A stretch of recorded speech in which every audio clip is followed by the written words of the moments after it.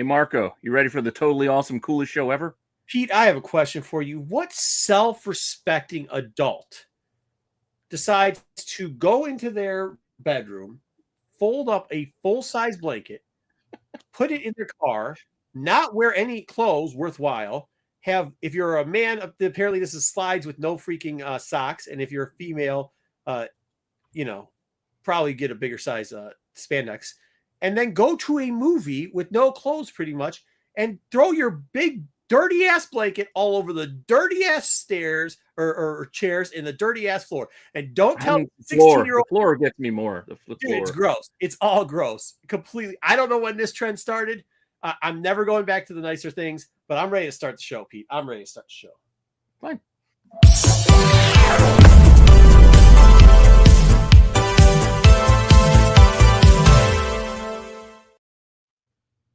What happened there? What happened? Oh, not on our end. Did that glitch for you? All right, nope. Cool. I'm good. Just you. All right. Just so the internet didn't like you talking bad about blankets. Yeah. So this is weird. If these people are not wearing clothes, don't you want them to have at least have a blanket on? I want them to wear clothes like a decent human being. Like, when did we stop? But something is better than nothing. Just warmer. No, put fucking clothes on. Excuse my French. First off, if you're out in the streets and you're wearing slides with no socks on, first off, if you're wearing slides, period. Okay, if you do wear them, I guess I'll let you get a slide on it. Get it? If you wear socks. But if you're out there in the streets in flip-flops or slides and going into public places, gross.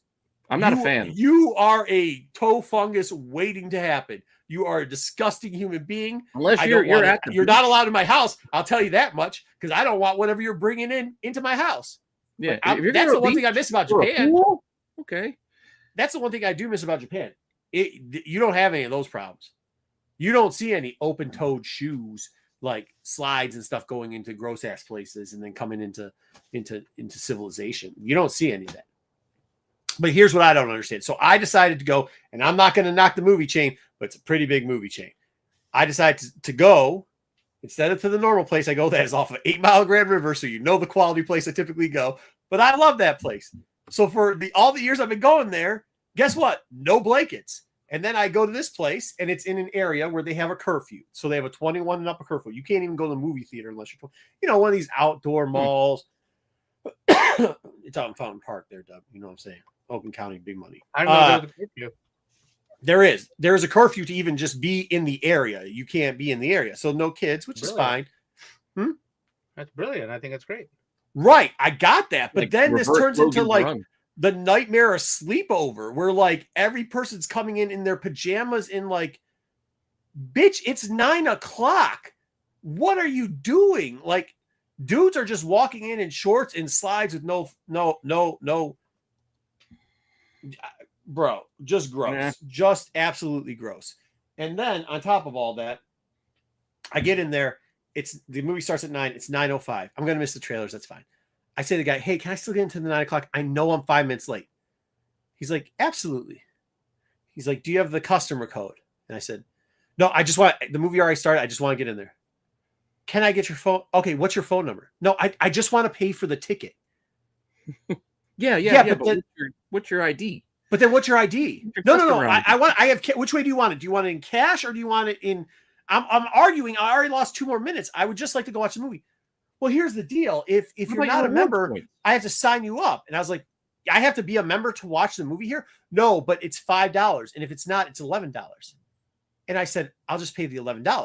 And he said, well, why would you do that? I said, it's very simple. Because instead of you getting $30 out of me because now you've wasted my time, me going to concessions and buying pop and candy and everything like that, I'm going to skip that. So you're going to charge me $6 more for your ticket. Fine. But I'm going to actually save $19 because out of spite, I'm just not going to buy shit here. He's like, oh, well, I have to get the manager then. Maybe we could get you a $5 discount. I'm like, if I miss the movie, I won't be paying you any dollars.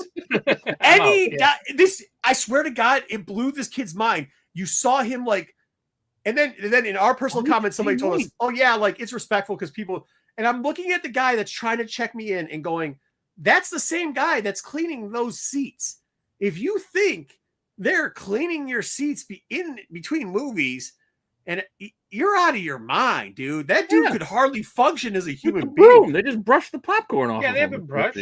Yeah, that's all. Dude, I sat in my seat. The seat I pressed back, it went.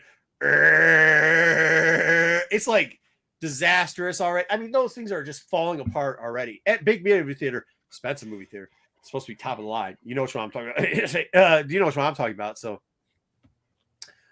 you know, but yeah, no, just a terrible experience altogether.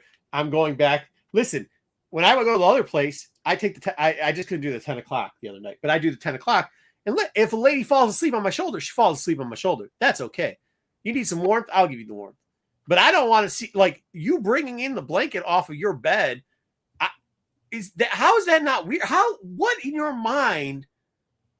Tell me I'm not crazy. Maybe it's not from the bed. Maybe it's the car blanket. It wasn't one person either, dude. No, they were big because then I didn't realize this. While we're trying to wait for the extra credit scenes, they're all up there folding, you know, two people doing the fold up of the blanket thing and everything like that. Like meet in the middle. Yeah. And it ain't one. It's like, dude, there was only like 20 people in the theater for Thunderbolts, and it had to have been, I would say 50% of the people were doing that. 50%. Dub, do you please tell me you don't take a blanket to fucking? I have never taken a blanket, but I also go to theaters where I don't have a problem with the seat. Not a bunch of weirdo people with blankets show up there.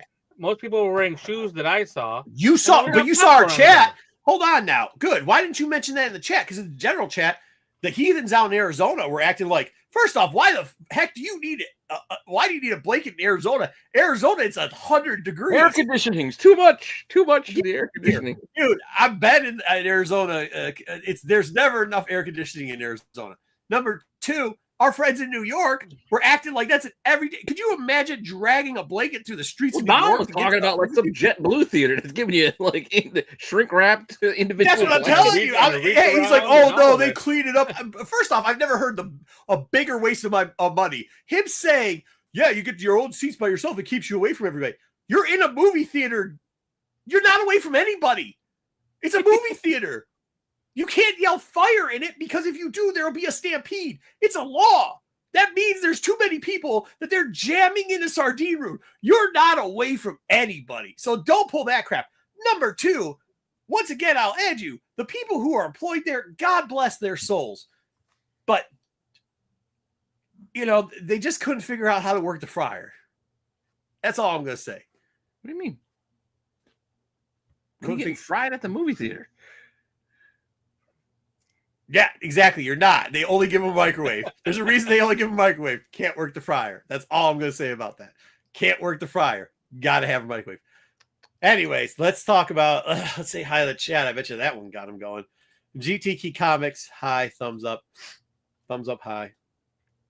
Hello, nerds. Happy Tech Wednesday. Cheers, cheers. Thank you. Congratulations. Oh, hey, yeah, thank you. Shout out us on 5K. Good job. Yeah. You did it. Good job. Good job, boys. Memorial Day. I was hoping by Memorial Day, so we're early. Hey, shout out to all our new viewers too. Strong. We've had a strong push, especially some of our shows, to get a little. And we're not knocking any of our seasoned veterans. Seasoned veterans is what I'm going to call them on this channel. Before I call them old farts later on. However, we have been trying to skew our viewership a little bit younger. In this last quarter, we have finally made some breakthroughs. I think we jumped 3% in the female demographic, and we've actually broken for the first time. So shout out all the people that are 16 to 21-year-olds. Nice to see you. Thank you for tuning in on your televisions. We appreciate it. We appreciate that our group no longer is 70-year-olds to 55-year-olds, and that we've gone a little bit younger than that. Thank you very much. And thank you, Tommy. Thank you. Bar Lord. Hello, fellas. What's up, Bar Lord? Good evening, everyone. Good evening, Ryan. Ryan, I need to call you. I haven't talked to you in a while. Hey, are you go? Speaking of that, we got Motor City Comic Con coming up. I'll be there. You know, I'll let people know when I'm at cons. I go there, right? I'm gonna be there. W, you gonna be there? I will be there as well. Yes, it's true. I mean, it's literally our con. We got to talk about something though. I got to talk to you something later about somebody we should have gotten there. We didn't. And we might have to get it next one. So, all right. Hey, Bar Lord. Hey, Ultimate Wolvie 5. I didn't read that. I looked at the covers. I couldn't. And hey, nerds. By the way, I picked all the comics this week, so we won't be reviewing Ultimate anything. Patrick, anybody know if Sense 24 actually came out today? I don't think it did. I don't think it did. It's weird though. I don't even know if shops near me get it. Like, anytime I order that title, I just get it direct from Torpedo. Yeah, I think you gotta go through Torpedo. Hello all. The blanket and dressing like your home. Yeah. Thank you, Bar Lord. Thank you. It's just nonsense. I literally wanted to go ask one of them it, but there was already like issues going on because the place also serves booze. So one of these people who were coming out of there couldn't handle whatever was going on, and then they had to go out. Oh, hi, ma'am. Are you okay? And the guy's like, yeah, she's fine. And she's obviously not fine because she's on the ground. And you've been asking, babes, come on, babes. Get up, babes. Babes. Come on. Come on, sugar. Get up. Like, dude, she ain't getting up. You guys, you shouldn't have fed her so many drinks. Now you ain't getting laid, dude. I don't know what to tell you. Yeah, coat sweater. You know what? That's the other thing, too. I've always, like, first off, if you're a dude or if you, I don't know. If you're the master, my wife brings a hoodie. If it gets chilly, she brought a hoodie. Also, yeah, but Pete, this is what you should. Yes, mine too. But you know what I'd always do when I was dating? So I'm gonna give you guys a little bit of advice. Whenever I took a lady or a young lady to the movie theater, I'd always bring a coat. I'd always bring a coat. Oh, the old ladies, you don't need that. The old lady, they probably got something in their purse already to take care of that. But whenever I got again, don't worry. Yeah, I bring a coat. And you know what happens? That coat typically ends up on their lap, and that's perfectly fine. That is perfectly acceptable. It's a coat. You wear it out anyways. It's going to lean against chairs and stuff. That's fine. Taking a blanket from your house is just out of pocket. Hello, all. Kingdoms Nerds. Maybe they were staying over. Huh? It's a sleepover. Yeah, crazy. Dude, I couldn't believe. I could see. Here's the thing, too. You have to walk a pretty far away because where the movie theater is, like I said, it's in a district. So it's like you park and then you walk into a district and then you have to walk to the movie theater. These people wiling out in their PJs and like, open toe shoes and shorts. And like, by the way, leave the yoga pants at home. Just please, men and women, leave the yoga pants at home. Just leave them at home. Leave them at home. It's unfortunate because the majority of the ones that wear it aren't wearing it right. And they ruin it for everybody. I do not want to see your clam diggers or your. I don't want to see any of it. Oh, I thought you were saying. I don't want to see you bending over and me have to see a brown-eyed pinky winking at me. Don't want to see it. It grosses me the fuck out. It just smells dirty. You are becoming a grouchy old man at this point. You're looking dirty. You just look dirty. Yeah. Right or wrong.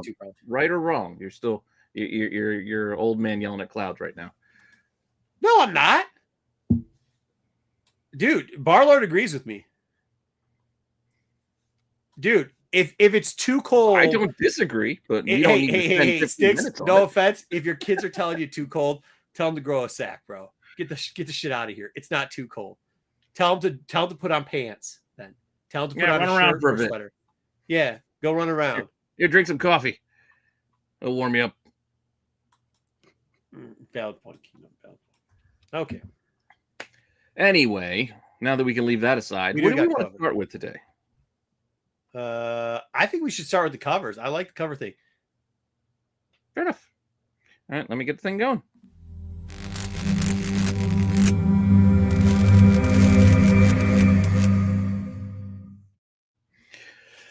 All right. We complimented them. They were hating that. It wasn't young people. They weren't young. They were the people that were in this movie theater were in their 20s and 30s. They had to be because you had to be at least 21 to be there. So that's still young. That's young for our demographic. Well, yeah, but yes, you're right. That is young for our demographic. Well, yeah, even the 30s, yeah. But I guess I'm closer to 30 than I am to 60. So I mean, our youngest viewer is what, 29? Isn't that what you said? No, 20. We got 18 to 21 this year, 18 to 26 or whatever that. I am not closer to 30. Oh yeah, previous to that, our youngest viewer was 28. Whatever Zaggy is. Zaggy was our youngest viewer. We know for a fact. Yes, Jim said. Hey, Jim says they didn't get this either. Just so you know, Patrick. I don't believe it came out. I looked at some places and I don't think it came out. That cover is messed up though. That I see what that cover is. Hopefully that cover makes it out. Yeah. Speaking of which, we do have some covers to talk about. If you guys will berate me for all of my selections, I don't care. Yes, Sticks, you were definitely Yeah, over 30. Barlard could have been one of the people at the movie theaters too, disgusted just like me. Sticks, you're like 30 cubed. Sticks is old as shit. You're even making Jedi upset. You're making him watch guys. Doctor Who. Okay, let's get into the top 5. What are we doing? My bad. That's on me. All right, let's get into our first book in my top 5 covers this week. This is not going to be a cover I think a lot of people are going to like, but I actually thought it was good. I just like it.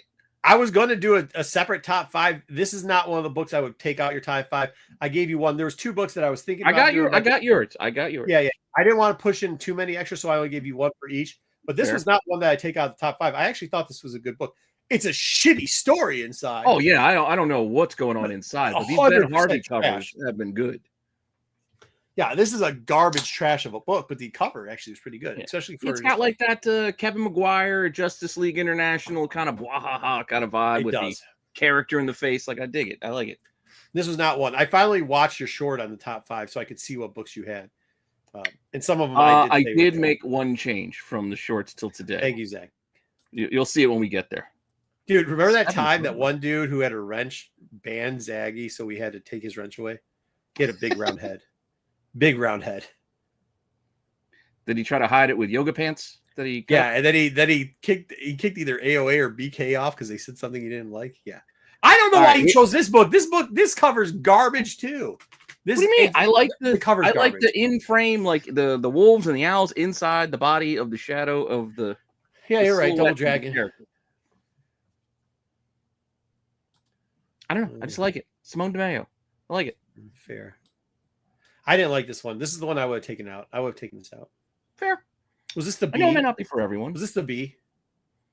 Yeah. I think it was. Yeah, all the Ultimates got the white border on the ace. Like it's got the big ass white border. Yeah, for sure. So I don't know. Like I said, I just like the animals and whatnot in the frame of his, of his shoulders and what. I just like that when they do that picture in a picture kind of thing. Well, I don't. Yeah, fair enough. I do just something else. Doesn't have to be for everybody. This is my list. This one was actually good. Win. You got this one right. Yeah, Miguel Mercado's also been killing it. Yeah, this is a good one. Yeah, I mean, Joe likes it because it's got feet in it. Granted, they're men's feet, but feet nonetheless. Hey, it's 2025. Whatever floats your boat, buddy.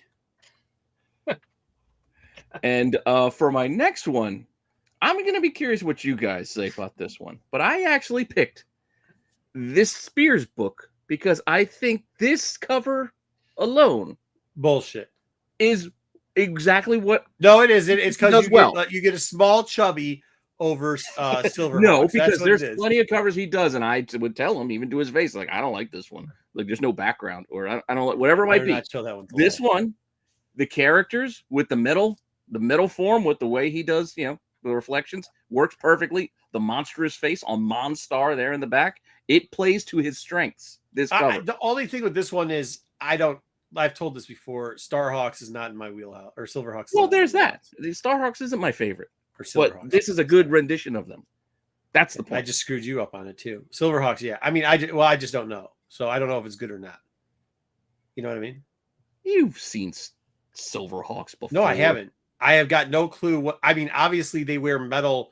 Are they just like Darkhawk? Is that what it is? Well, they were before Darkhawk. So Darkhawk, I get that, but is it like the same concept? Like they're the League of Raptors or whatever? Take like Thundercats, turn them into birds, and put them in space. There you go. That's what Silverhawks is. I mean, I'll tell you this. We reviewed the first issue. Remember? Oh yeah, that thing was bad. It wasn't great, but it was an interesting angle because they tried to go with the original team training a new team as opposed to like restarting or Yeah. Here's what I'll say about this. I think it should still make the top 5. I only gave one suggestion. This was not the book I took out. I think 2 might be a little high for this one. But I agree with what you say on it. This is a very good Mark Spears cover. Exactly.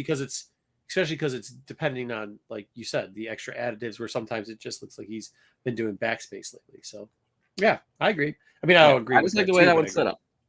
And then my number one, I'm biased, so I don't care if anybody says. I know I'm biased, and I freely admit that. I like Adam Hughes, and yes, I like this cover.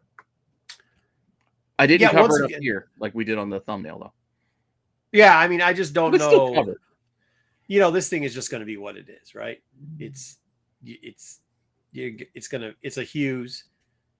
It's a fun book, though. The storyline isn't bad. No, I know, but people are buying it for the cover. This is a cover buy 100%. Now, yes, as Barlord says, we all love a nice Gooner cover. Yes, this is a Gooner cover. It's Adam, and not only is it's an Adam Hughes Gooner cover, which is like the dual fecta of comics. So, I will say this.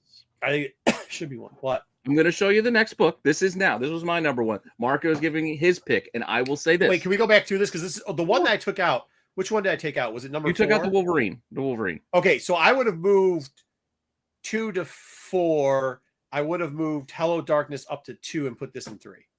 Okay. So almost the same with you, but this in 3. Almost. Because I will admit, I missed this book. I saw it afterwards, after I was making my deck to do the Monday show, and I was like, oh, this is a lot better than it looked in the small when I was doing the preview. And this should have. Dude, it looked cool as shit in the stores too. I didn't read it. I actually bought it. And I actually like both of the Two-Face books this week. I chose this only as a regular cover. I thought it was really good. The interior art, unfortunately, I think took away from the story, but I thought it was pretty good. There was a couple runner-ups that I had there, but I must say, and that's where I'm saying, like, I think that Spears book was a good book this week, because what was the one, what's the Death and Beyond or whatever book? There was another horror book that I read that was pretty cool. It had like plants and like, it's not. In Bloom? No, not In Bloom. No. Hold on, let me pull it up real quickly. I'll tell you later what it was. But there was a couple ones that could have maybe pushed the West Coast Avenger out. I think Spears would have made it in top 5 no matter what. But yeah, dude, I think this, especially for an A cover, I like it. I agree. I like it. Was pretty good. There was a lot of like fingers. There was for A covers this week. There was a lot of just middle of the road, like there was like solid covers, just not great covers. You know what I mean? They're actually, I'll be honest. That's why I struggle. I'm not usually a fan of store exclusives. There's an Amazing Spider-Man that I actually kind of even want to put in here into the variant thing, but I chose not to go with store exclusives. I don't know how that works in your list, but there's one. Yeah, I usually don't go with exclusives. Yeah, that was pretty cool. Fair. Apples to apples. Yeah. I don't like it. Isn't apples to apples. I get it. So that's what I mean. Anybody goes to a shop, you actually got a fair shot at getting any of these books. Incentive or otherwise, you got a shot. You can go online. But I did like Dark Horse. Was it Dark Horse that had Let This One Be a Devil? I didn't like the story as much, but I did think the cover was pretty good, if not mid. You don't like that story? I like that story.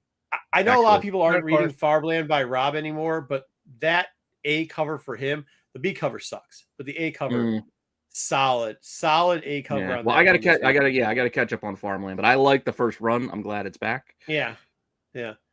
And the Creeping Below was the one that I really had on the edge. I was debating back and forth. I just couldn't find a book that in your list that I would bump besides the Wolverine book to put the Creeping Below. It was just underneath what we had. And then to be honest with you, 2000 AD, I thought it was a solid cover this week, but that's because I'm a homer. So that is true. Yeah.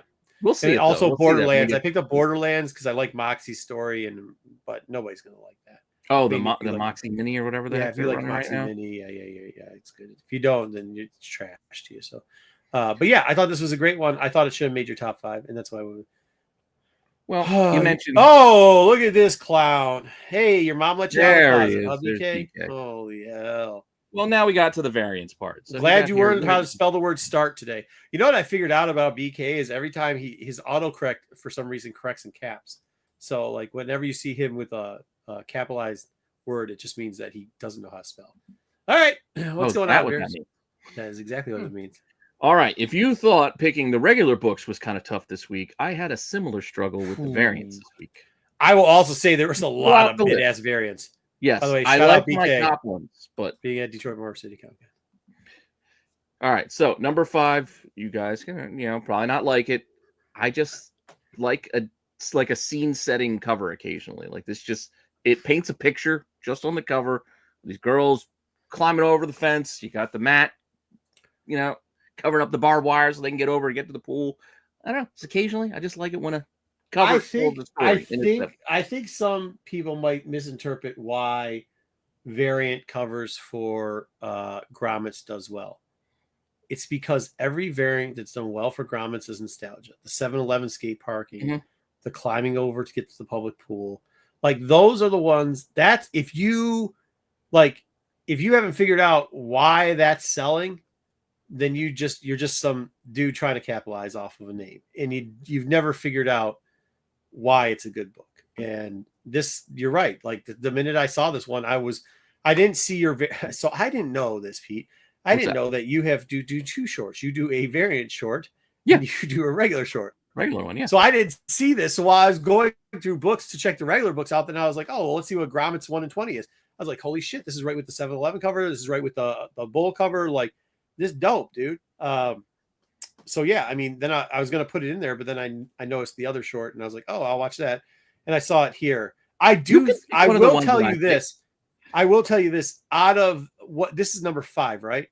Yeah. No. What's the number on this book? Oh, issue 7, the final 7, right?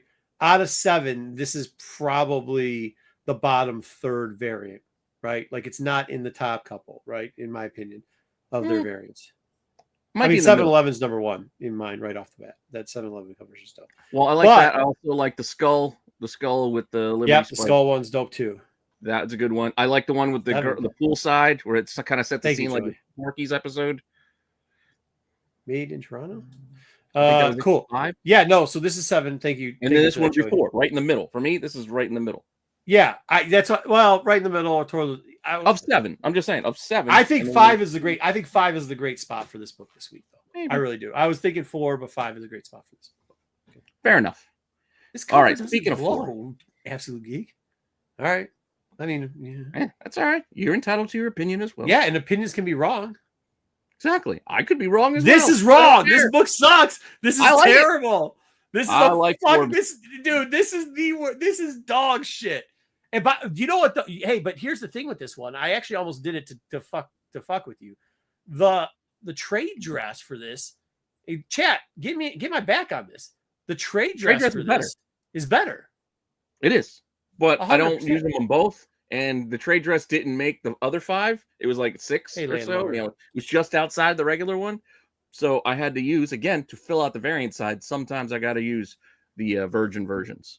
But again, I'm playing a lot of Assassin's Creed Shadows. So you give me like a ninja or shinobi, I'm biased right now. Samurai. Well, I mean, for a comic review, I think that's why I put one of the comics in there to hook you up. But I'm just letting you know this is why I had to put something in the variants, because this was garbage. The trade dress.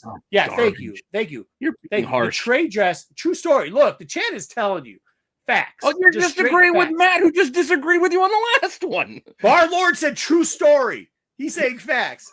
Hey, listen. You don't know who's saying true story too. You or me? Absolutely. No, he's saying true story to me because I said, "Hey, chat, tell me if I'm right," and they're saying true story. Now, here's the deal. Last issue for what? Can't be selective with the comments. They're all about, the positive ones are for me and the negative ones are for you. That's exactly how this works. Not how it works. Not been untagged before. All right. What I'm just saying is when you look at the trade dress, it actually does improve this book a little bit, which is sad, which means that should not have made this variant. Fair enough. All right. I like this one. I know it's a Campbell, but I like the way that I like it when the title is worked into the image. Like anytime, the title is kind of worked into the. I would have put this down to 5. Fair enough. We're gonna argue order. Again, that's fine. It was rough. The 3 through 5 was the rough bit for me this week. Hey, maybe you missed this, Matt, but we figured out why he misspelled unemployed. So autocorrect unemployment. So autocorrect had that. He doesn't know how it's fired, and obviously SNS autocorrect hit that one up. See, I'm telling you, because that's not a word to autocorrect. He misspelled SNS. Yeah, well, so because it's not an actual word. So right, so like. He had to do the check mark, so that's what. So I'm telling you, that's what he does. We have people on the inside. How do you know how autocorrect works? He doesn't. How do you possibly even know how? I don't. This is what I'm told from my sources, though. I don't. I never use autocorrect. No, you have not. Absolutely not. I don't know. I think you need to claim autocorrect, change some of the words you do type. Because otherwise, it does. It does. So I have the autocorrect that Apple uses. That's supposed to be like it's supposed to like, huh? Like the predictive text? Yes, yes. So it uses, so like I have found out that like words that I've used for like emails I've been sending somehow end up and it changes and I don't read before I hit send because I'm like doing 2 or 3 things. So I'm just sending messages. And then what I put out there are words, but they're not the words I put out there. So you're telling us that like we don't know that. Yeah. All right. Well, well,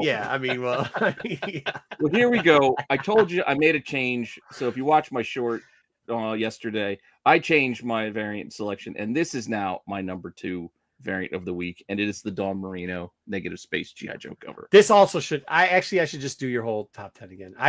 What is this?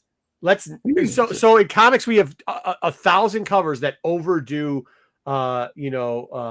bodies like they show you a little bit too, they over exaggerate muscles. This looks like a limp noodle. Like this is terrible. This isn't even a form of a body. This is just Earthworm Jim with a freaking Ninja hat on. This is terrible. This is garbage. This is trash, and you're wrong for putting this up here. No. But that is number 2 now. Because for whatever reason, not. It's still garbage. No. You're wrong. It's all right. I actually kind of like this cover. See? You could add some white by adding some spine ticks. Okay, yeah. That is true. Yeah. But I moved this one up to number 1 because it just sat with me for a while. That's a bad one. Take it back. I mean, when you do. Yeah, this Hell of Darkness is crazy. I just like it. Just the dead eyes. It's like Samara and the Ring climbing out the TV or something. I don't know, with all the skulls. I will tell you this. It was a hard week. And I didn't want to do that, but I kind of dug the variant, but it was a cover B for Two-Face. I will tell you, it was a hard week for variants. There, in my opinion, it was not a there ton was a of handful of promotions that were good, but none of them stood out from the rest. So I didn't. There was that. Did you see that Storm 1 in 50? Yeah, I didn't like it. Her head looked too big. I did. I'm getting the trade dress version. But her hip kind of looks dope. Her noggin is a little bulbous. Now that you say that, I see it. But I think overall it was okay. I mean, dude, Wolverine had crap ass. There was crap ass covers there. But we do have Marco's pick. Yeah. What did I do?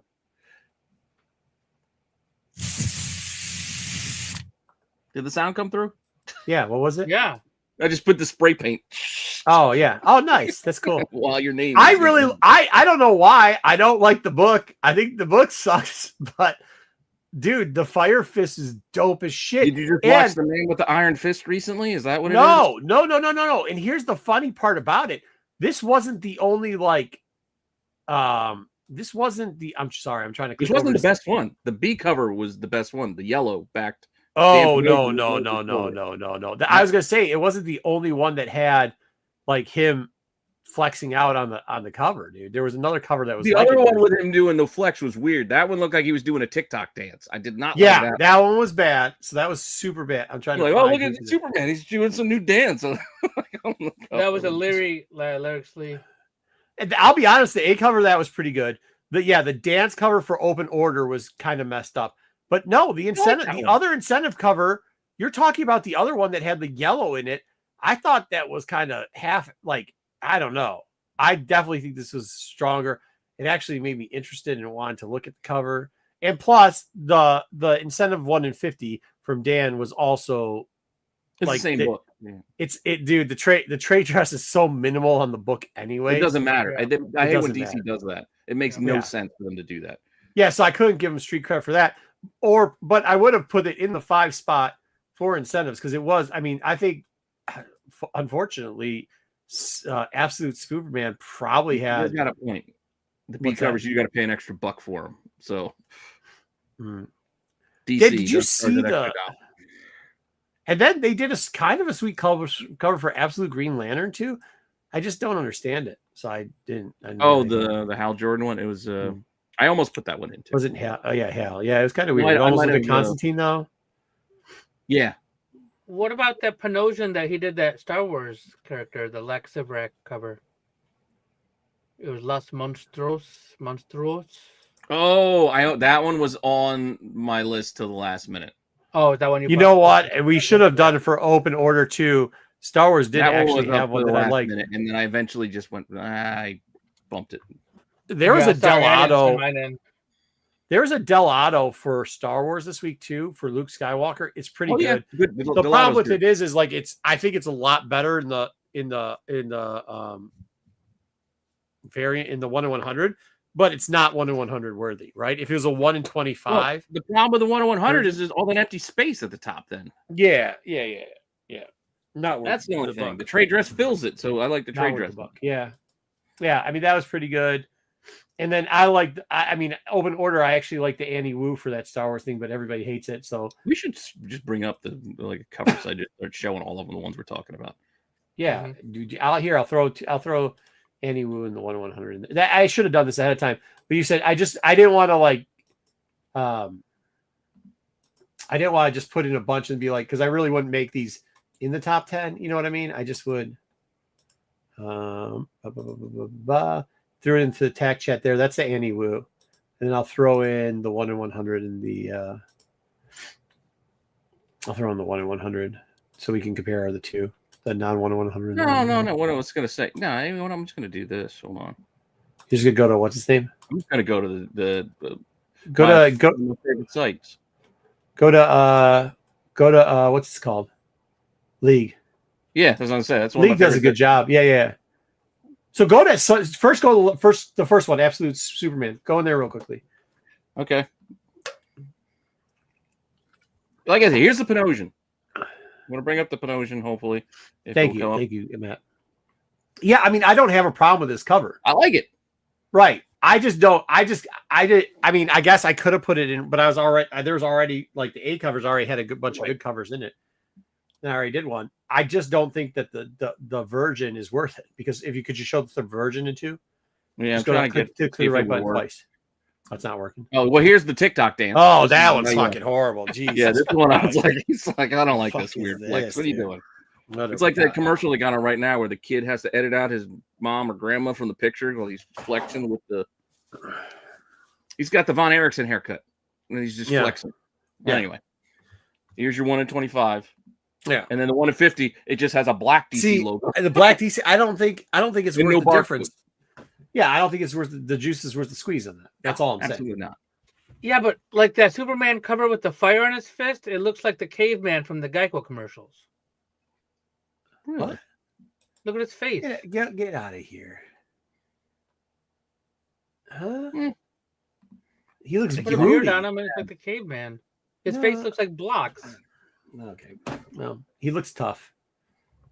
All right. When I see that cover, I think of the song of Superman plays in my head from the original. Here's your Annie Wu. This is what, spoiler covers? Or it's a sneak preview cover because she's going to do. I don't know why it's sneak preview. Trying to sell us Oreos and stuff. I like her. I just like her style, and nobody likes her, so I get it. I like Annie Wu. Yeah. Well, then you can come on the dark side sometime because the dark side guys touch you. But here we go. Yeah. So this is it needs that trade dress in the corner for me. Okay. Otherwise, go to the Virgin. Let's look at the Virgin. Because if you look at the Virgin, there's just so. I'll tell you, your boy Nakayama. It was trash this week. It wasn't trash, but it wasn't. No, it was trash. It was trash. It's just too much dead space. Yeah, I get. I mean, it's a perfect Luke. I mean, this is what Luke looks like. It looks like him from. Oh my god! There you go. Here's Nakia. This is not trash. This is garbage. It's just not. And by the way, there was a trade dress version of this too, so it was like. I mean, they were right. That was Corvette Summer freaking Luke Skywalker in that one. That was him after he face planted on the. How about that was holiday special? The Han Solo Valance Han Solo looking like what's his name from the guy who had the chainsaw in his hand, Campbell from here. The guy from Michigan. Oh, Bruce Campbell. Bruce Campbell. He got the Bruce Campbell chin. He does have a heck of a jaw there. Yeah, that's something. All right, what was the other book you were talking about? Two-Face. Oh, well. Do we want to talk about a store exclusive? I don't know if we want to do that. It doesn't matter. There was Devils. Go up to okay. I'll watch your opinion on this one. Then go up to the Amazing Spider-Man. All right. See, that was Farmhand was down there. I thought it was a priest. Go down to there's a right there, the Hobgoblin one. Linsner. Well, I mean, it's a Linsner. I thought it was dope, dude. I really think that's a dope. I mean, there's a version I think of it too. Okay, well, I think it's dope. We'll talk about this book because it's one of the ones we're going to review. So I was, we got what's his name back on ASM now. So I mean, it's not bad. What do we have? Joe Kelly. Yeah, the Mayhew. Just that was big red mid.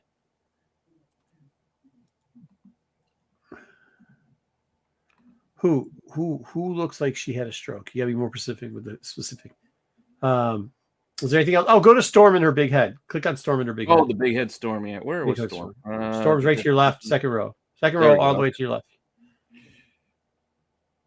I'll give you the trade dress first. Yeah, her just noggin was too big. She looks like a watcher. Now that you say it, I can't get out of my head. But before, when I first saw it, just goes a little too deep. It's just that's all. Okay. Well, I mean, maybe she's one of the boys. And you said the hip sticking out. She just the booty is sticking out quite a bit here.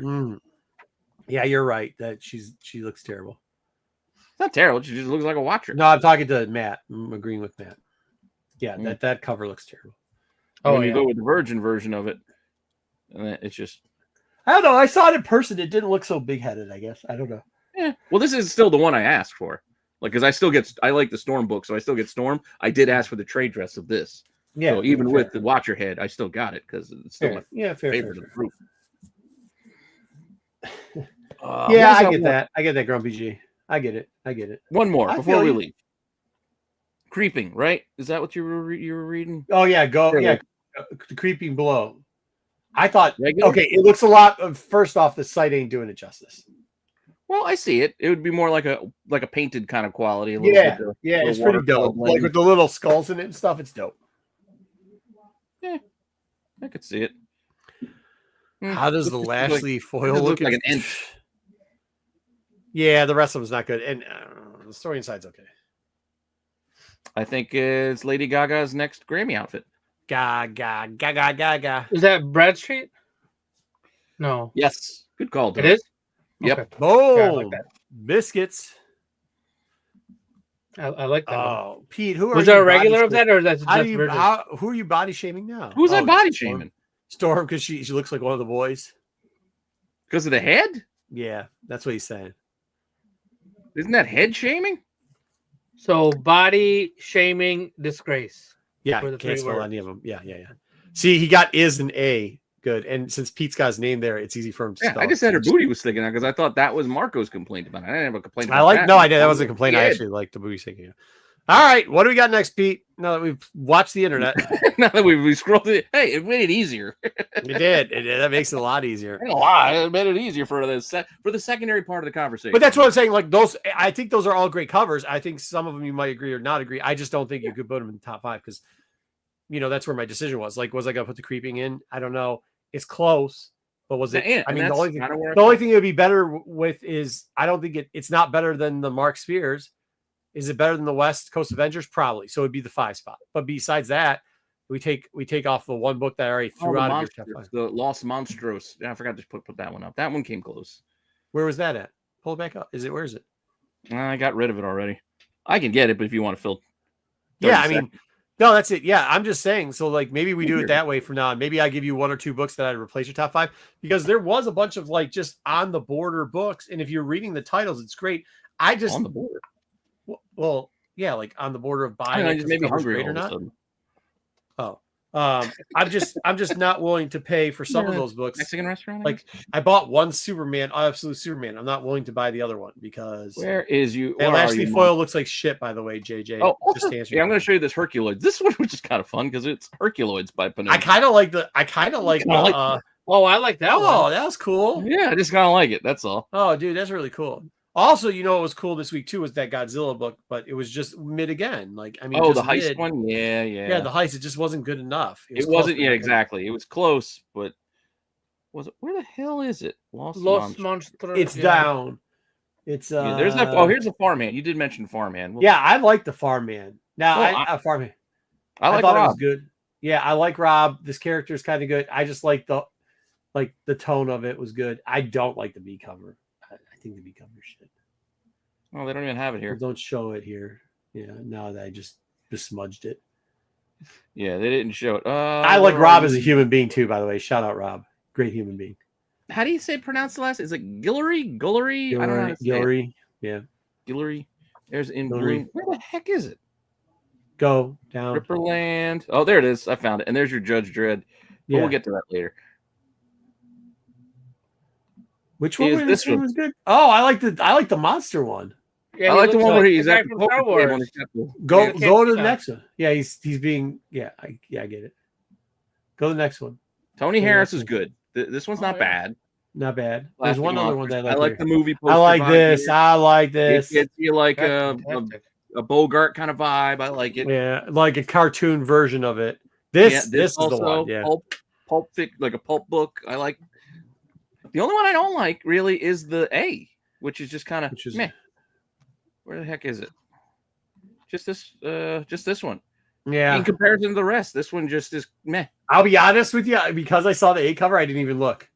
That's the rest are good. I want to read this though. It sounds like a fun concept. It's just like there's a separate. You like the Space Ghost of Johnny Quest? I mean, if you like Spears' stuff, you're gonna love that because that's his typical Spears.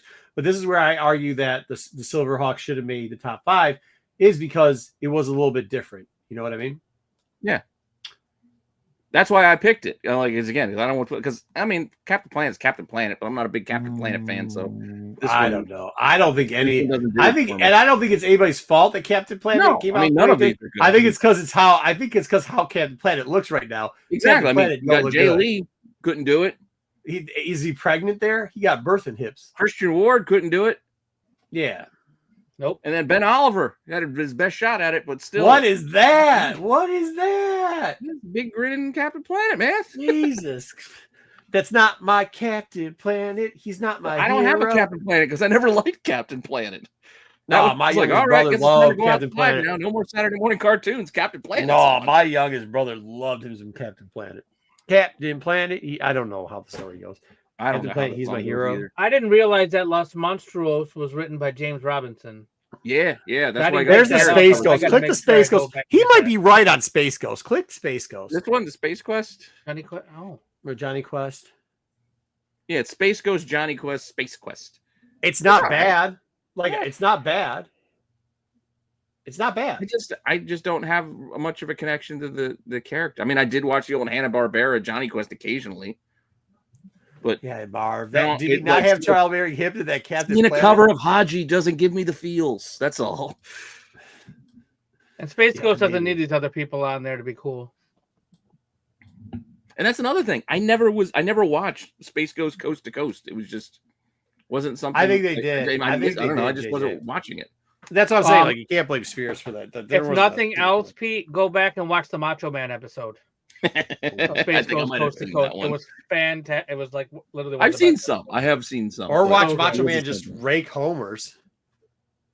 That's why. Or if you just watch his rap video. Oh, or his rap video, yeah.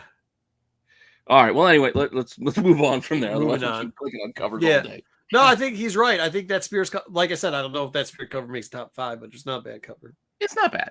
But Captain Planet, Matt, SNS better have a whole special on Captain Planet covers for worst covers of the week this week, because that's easy work right there. That the whole lot has got to, dude.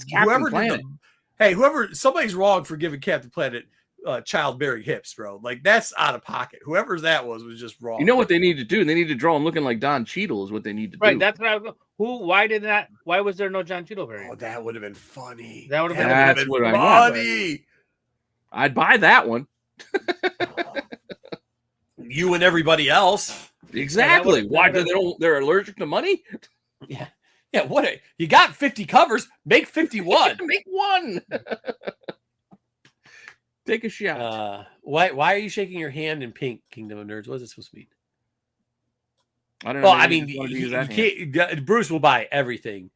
He'll buy 5 copies. That is also true. He saw Spears, so there we go. All right. What do we want shout out Mark Spears. Shout out reviews. Shout out Matt. Huh? Do we want to do reviews next? Yeah, let's get into reviews. Let's get into reviews next, real quick. All right. Interesting book selection this week. I'll tell you this: I picked some books that I would naturally hate. Books that I rank on as worst series of all time. That's not true. Okay, that's interesting because you picked 2 books on your covers that were books that you hate, such as Absolute Superman and Amazing Spider-Man. So you picked 2 books already. Absolutely. So that's kind of a theme. It's kind of a theme for today. Absolutely. I give every hey, look, Dub, they can say what they want about me, but at least I give everything a fair shot. You also picked one of the best written books out there right now. I give it a fair shot. Yeah, 2080. No. Batgirl. I'm sorry, what? Batgirl. Well, there's a reason why I picked Batgirl this week. There's a reason why. I'll get into it. Been great. Okay, can we just start? Let's get to it. All right, let me run the. You were talking, so I was letting you talk, and then we started talking. Run the sags.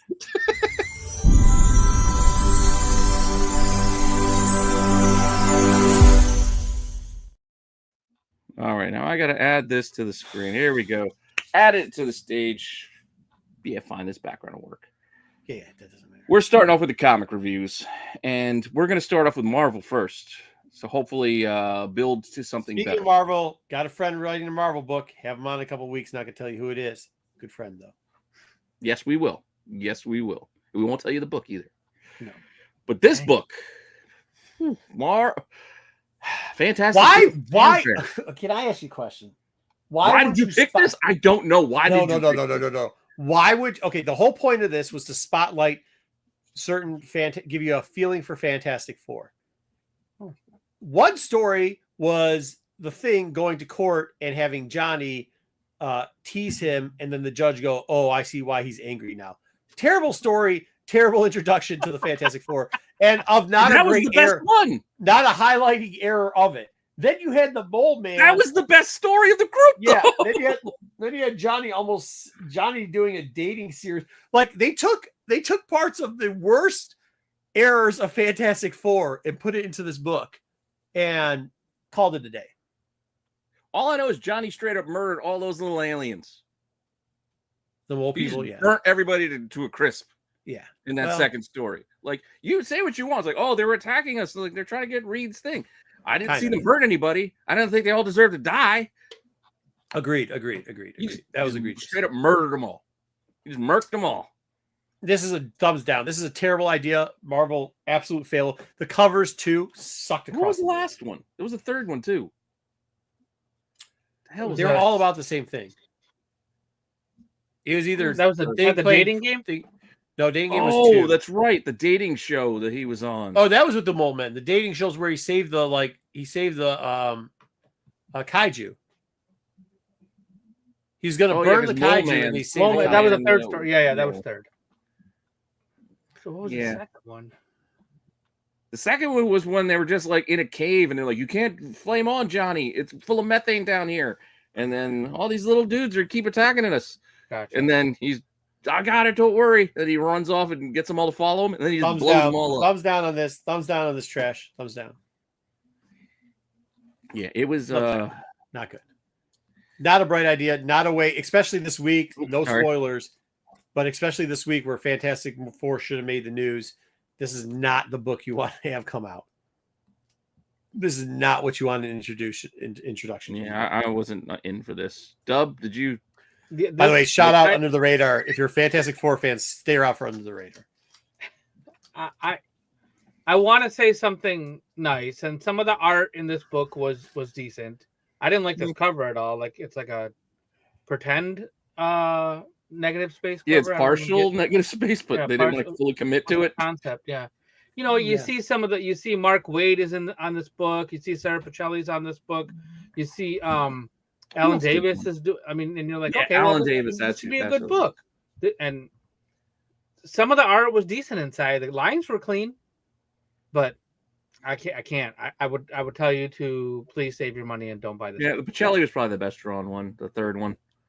Yeah, I'm a Pacelli fan, but the story was not good. Yeah, oof. But no, we don't need this. No, I think it's not zombie. We don't need this. All right. Hopefully you didn't waste your money on that one, guys. Amazing Spider-Man. Marco's favorite book of the week. Here we go. Hold on. Joe Kelly's writing Amazing Spider-Man, which has been though. But for the people that don't, but he does the one thing he does very well. He bringing back characters that he's written well before. Like for the people that don't know Joe Kelly is the reason why you know Daredevil the way not Daredevil. I'm sorry, the way you know Deadpool. The way you know Deadpool, the way he is Deadpool. He's the one who came up with like Weasel, Blind Al. He's the guy that created that. He made Deadpool the joke, like break the third wall. That's him. That's the guy that created. You can say all you want, but he's the guy that actually created the persona of Deadpool that you know. He brought back Itsy Bitsy Spider in here and did an excellent job with it. And by the way, I mean, he did the time stream thing for 2099, which I always liked. He had done some Spider-Man in the 90s or in 2009 that I thought was decent. I wasn't huge on the crossovers between Deadpool and Spider-Man that he was doing, but whatever. But this book brings back a character too, and I think he did a good job at it and incorporated all the stuff. The drug trip out in this book is kind of wild. But like Itsy Bitsy. I know what you. No. The character you're thinking, he's been in since issue 1. In the background. Yeah. But he made like the grand reveal too. That's not who. No, he did bring back Itsy Bitsy in this. Yes. Right? Well, Itsy Bitsy was also in the tail end of the last issue. Tail end of the last. Yeah, issue. Like this little teaser pit cliffhanger. Oh, she's on top of. But I mean, like brought her back as a. What I'm saying is like. They're now in the forefront, as in brought back, as in like. No, what I'm getting at is at the last page of this one, the character we see back in action, like for sure, been around, in the prior issues. That's all. Yeah. Now I will also say I'm actually enjoying this run so far. I'm not completely loving the run because I still find it weird. I find it when they would start retconning history and start adding things in I don't remember, like, oh, this was his middle school friend that we've never heard of until today.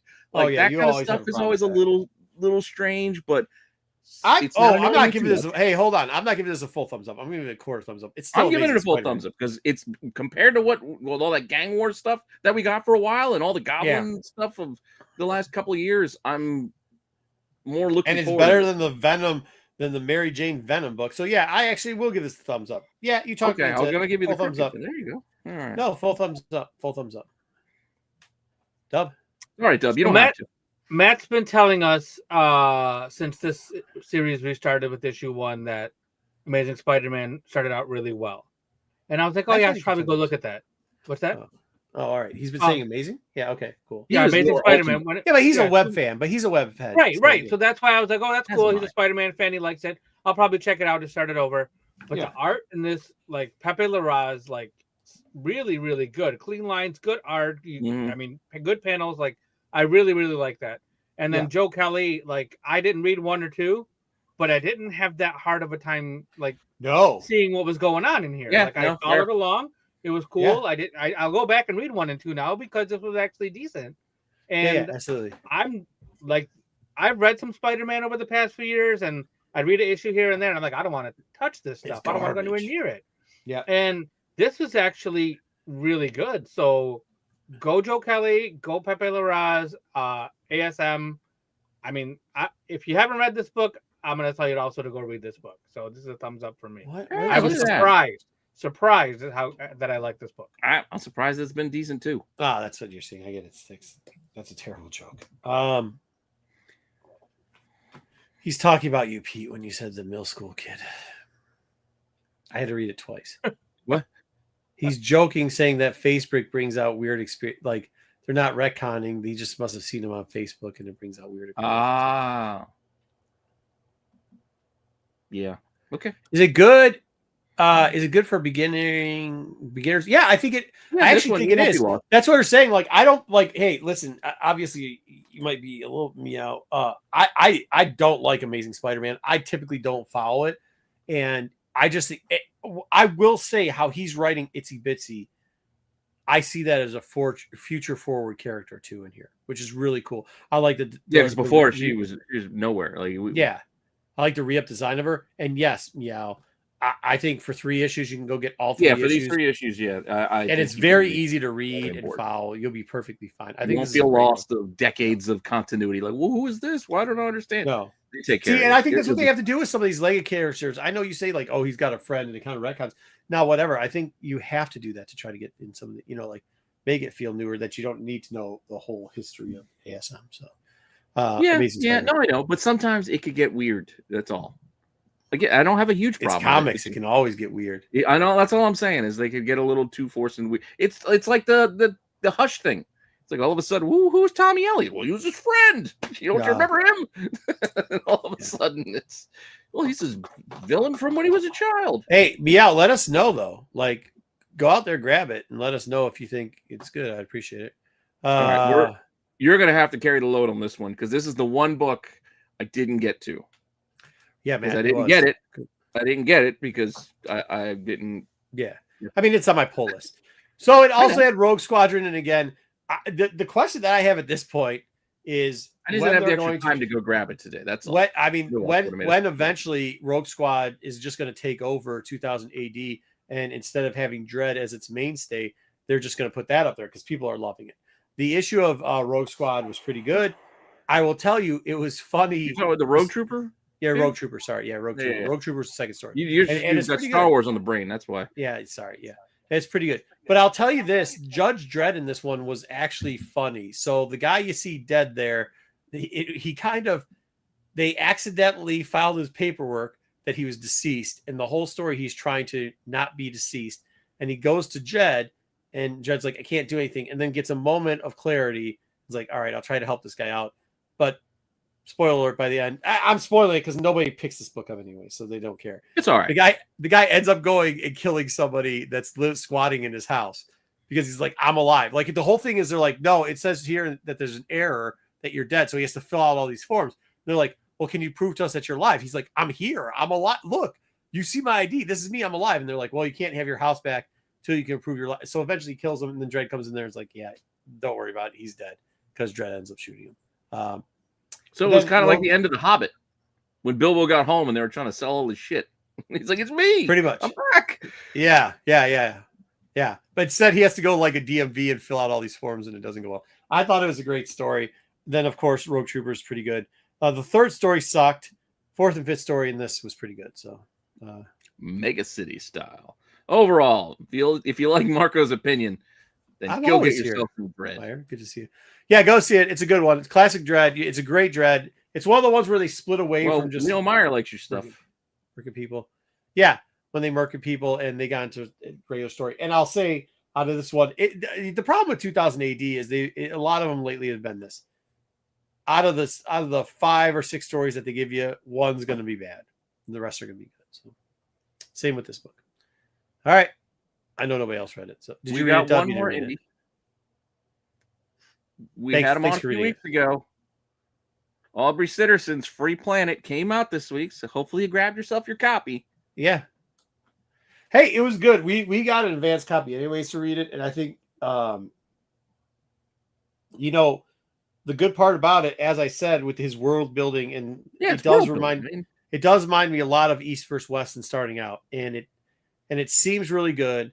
You know what I mean? Mm-hmm. They're going to have these factions. It's a lot. He is giving you a bang for a buck in this. This one, for some people, like for new readers, maybe not, but for some people, what might be a suggestion here is pick this up for the first 6, then read them all together. Because that's what this looks like. Factor in this one's only $3.99, so you're getting a lot for your $3.99. Dude, you're getting a ton for $3.99. You know what I mean? Like with Marvel these days, every what do you guys think? Did you read it?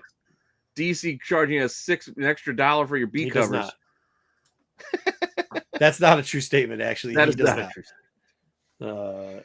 But how'd you misspell hates? I don't get it. No, I mean it's a big bang for your buck.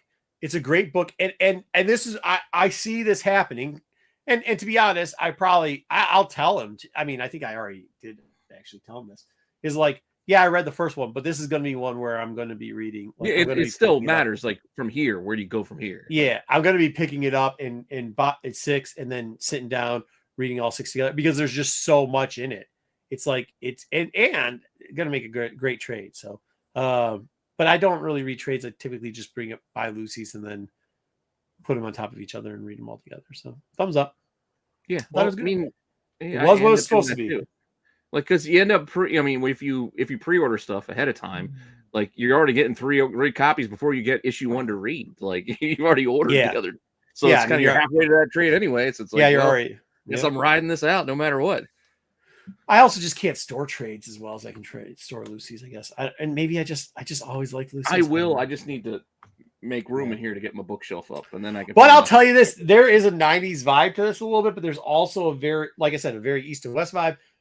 There's a very like it is going to be immersive. So just take it for what it is. Anything to add, Dub? I know Marco pretty much covered a lot for the two of us, 3 of us. Yeah. Oh, jeez. Yeah, go ahead, Dub. Oh, are you muted? The mute works well. No, Dub. you're not muted. But we can't hear you. Can't hear you. What? Can you hear me? No, there we go. What happened there? No. All I was saying was he likes to write words. When we got him on, he likes it. He likes words a lot. He's not afraid of a lot of words, sure. a lot of word bubbles, and you'll have to. Well, I mean, once or twice. You get your value for buying $3.99 for this book. In the defense of words, this is where Marco's usually afraid of words. No. I'm afraid. No, hold on. And this is where, because I was going to say that I am not a fan, as you know, of just putting word bubbles out there to put word bubbles out there. Let the art explain. But what he's doing here is, if in this book, if he didn't put all that, like he's building so much world in this book that it would have been 50 books before you even got this one. This one done here. You know, when DC goes out there and they have their word count that they have to have so many word bubbles. It's crap. Here, he's building it up, and I hope people enjoy it. Let us know when you read it. Read a comic one. Let us know when you read it if you like it or not. Yep. All right. There is DC time. Or there's robot sex. Where's DC's Darkest Defender? With great hope comes great crap.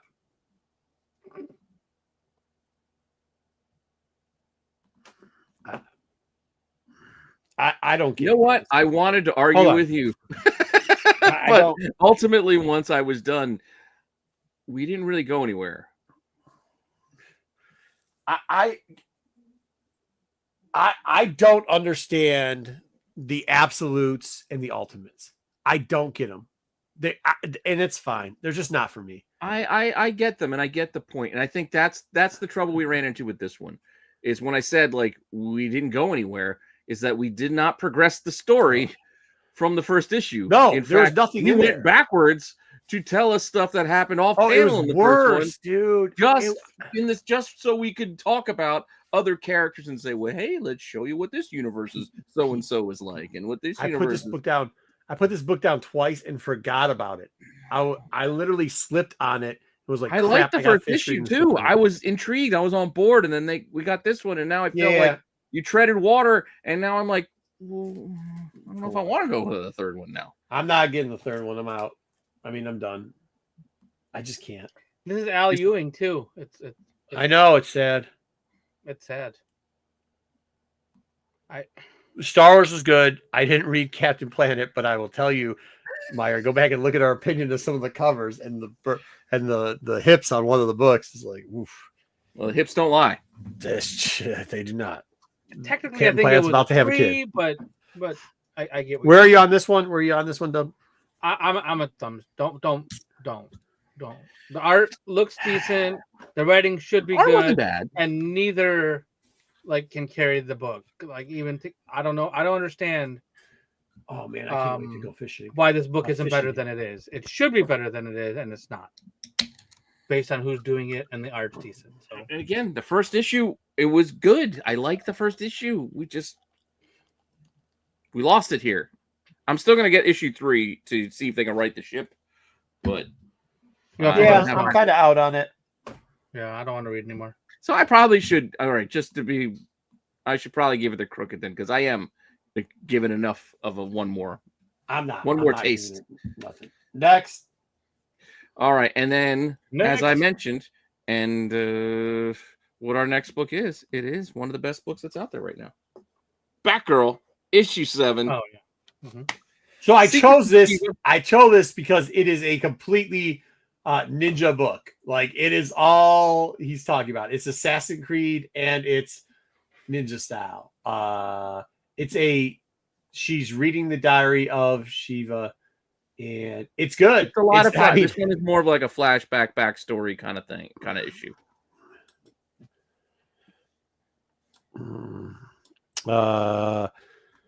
Yeah, I think this is probably arguably this is not only just the best, one of the best series, one of the 2-3 best series on DC. This is the best this week.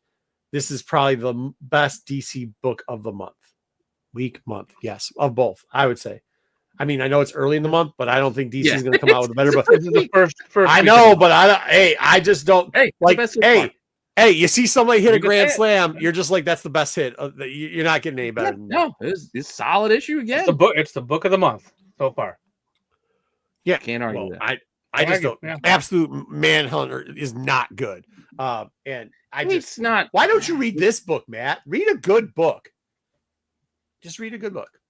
This is the best book. I mean, best DC book out there. So that's words, great comics. I mean, hey, the difference between a novel and comic is the art, BK. That's what makes it a comic. So if you're gonna have art in a book, make sure your art is probably the best part of the book. Yes. Just saying. And just because we did it last week, I figured we'd do it one more week. Let's just keep the show rolling. But I'm gonna go on to it's amazing. You're gonna love it. We're gonna do this next.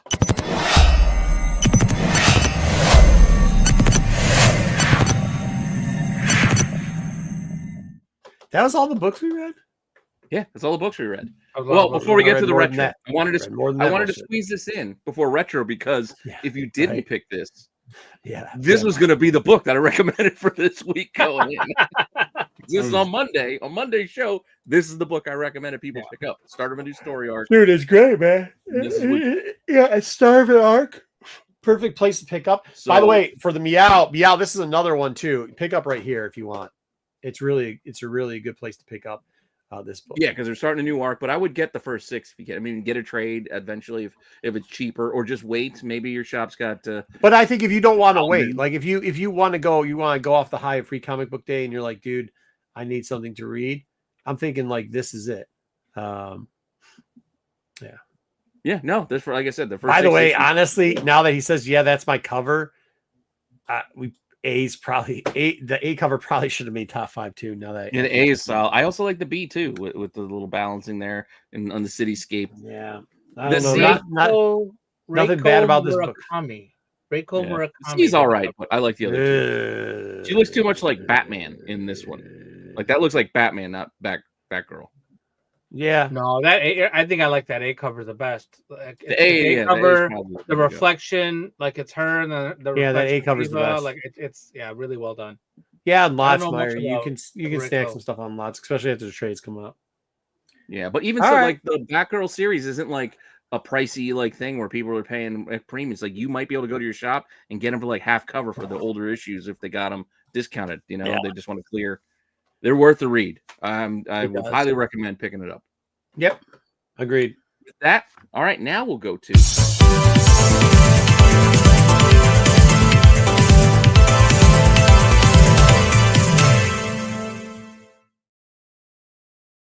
Bro, who did us dirty, by the way? Do you have the comment from the person that did recommend this? Was it Craven?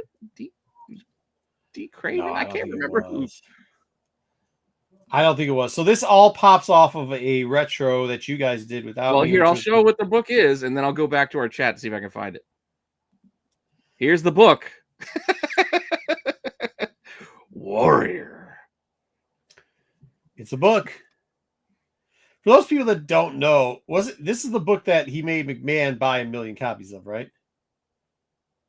Isn't it this one? I wouldn't be surprised. It is. Because this is Warrior #1. Just that's right. No, Creator, it wasn't you. It was RP. I know RP's other handle is just that's the YouTube handle, but I know on Instagram it's something else. But I can't think of it off the top of my head. But he starts off for those that don't know, he went on this thing called Destructory? He just made up Warrior just made up words. He made up a word, yeah. He just made up words. I know it doesn't tie to anything. No, this is a custom. This is a recommendation from somebody. It's a viewer recommendation. Yeah, viewer recommendation. Yeah. So and then he goes in and starts talking about this Destructory or whatever it was. What happened was this is what RP recommended this for, is because I did the Youngblood shtick again on Dollar Bin Digging that we did on tack. Like I just carried it and did it again. And then based off of the Youngblood thing, he's like, you should check out the Warrior book. And I'm curious what you'd say about that. And I was like, hey, I'll tell the boys on Wednesday and maybe we'll read it then. And here we are. Sturdy, what? Trifold. The name of the galaxy in Warrior, wherein he just goes into babbling about nonsense, okay? And then I want to know who Huh? Yes. That's on brand. But then he at one point in the book, he spooges out of himself, which is just wild. But that's why it ties back into the young. There's so many muscles drawn onto this dude that it distorts his eye level. As you can see, his eyes don't line up, even on the cover, because the forehead muscles are just so strong. Also, for some redefine his face. Yes. Anyways, he also has blood. He's always bleeding. I don't know if it's too much cocaine or whatever, but he's always bleeding. He's all swole. He pops. He's flying down on weird planets. The art makes fucking Rob Liefeld art look like a goddamn Monet. Because at certain points he's running and his foot is over here and his kneecap is over here. I don't understand it.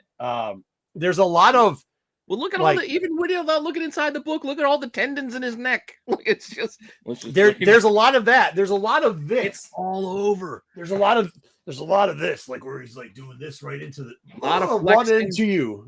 I a lot of flexing, a lot of just muscles, a lot of sliding, a lot of warrior signals. He also wears purple boots for some reason. And then there's a lot of there's a lot of sweating. It's you're just all greased up. It's just. There's also a lot of loinclothing going on too. Oh yeah, you got to have the loincloths. You can't. Look at the attention to detail here.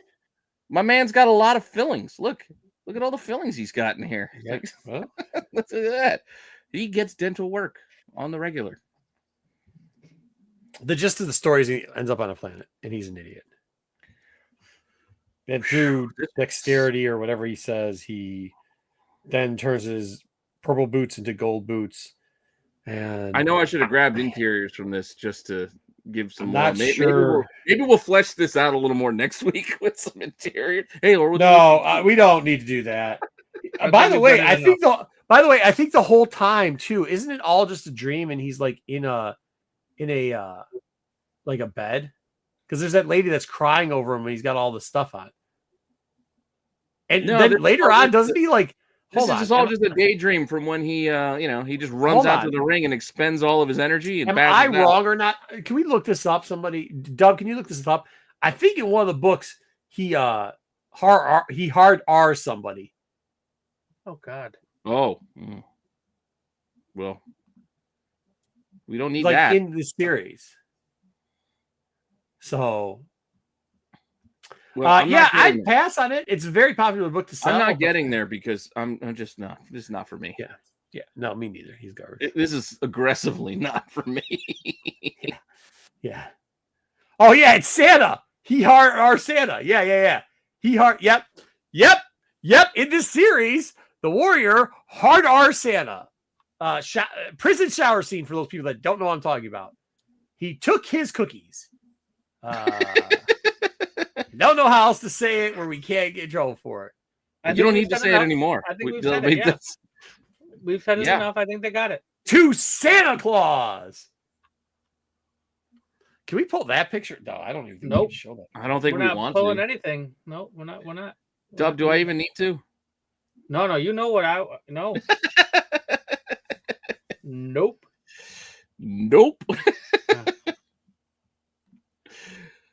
Yeah, sorry guys. I mean, I wanted it to be more fun, but man, this was it was so bad it couldn't even be fun. If anybody has ever seen The Warrior on television, now imagine exactly that as a comic. That's what you got. Nonsense babbling. Here, imagine aggressive behavior. Go ahead. Yeah, imagine you had to sit at a table with the Warrior for 10 minutes and you don't get to talk. You just gotta sit there for 10 minutes and let him just run. That's Santa Claus there. Just want to let you know. This is one of the comics. Is he putting on Santa's pants? Hey, hard him, then just took his clothes. Just to let you know. Are you sure though?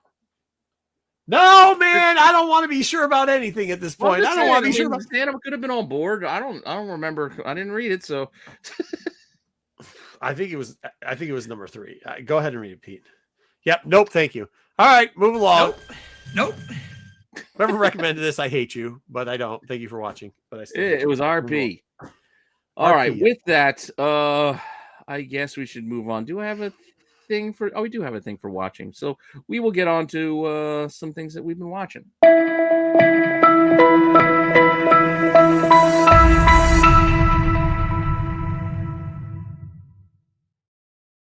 See, I don't remember that. Meyer, you just got to put down below or DM one of the boys so that we'll remember for next week. The way to get us to respond to things that are recommendations is you leave a comment after the video is over.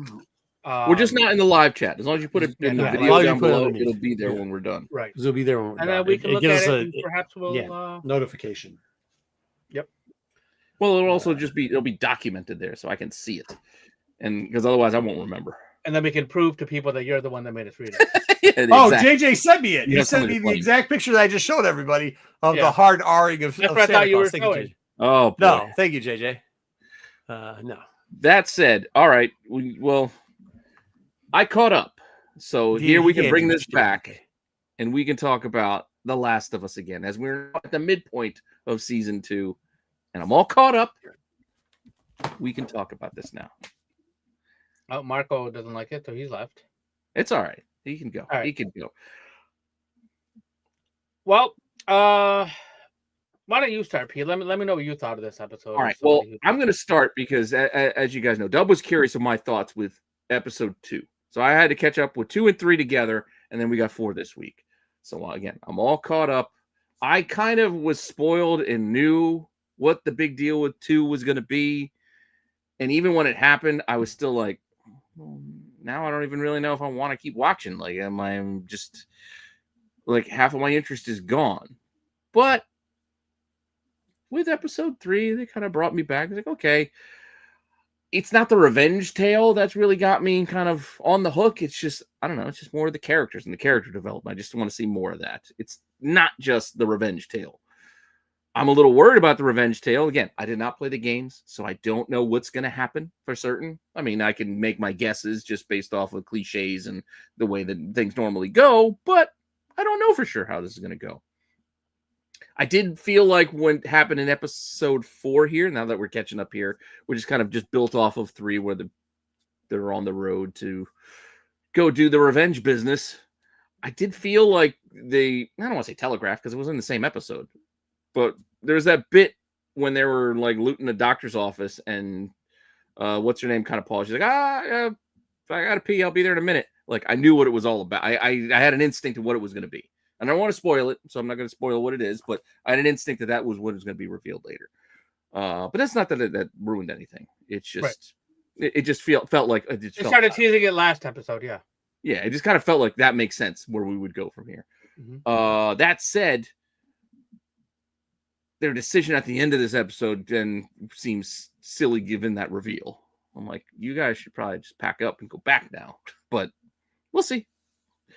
I enjoyed this. I did like how things played out. I was worried. I was concerned for them for a stretch there, and how the whole thing played out, how they got out was good, and it didn't feel forced or contrived. It's like, oh, they got out of that.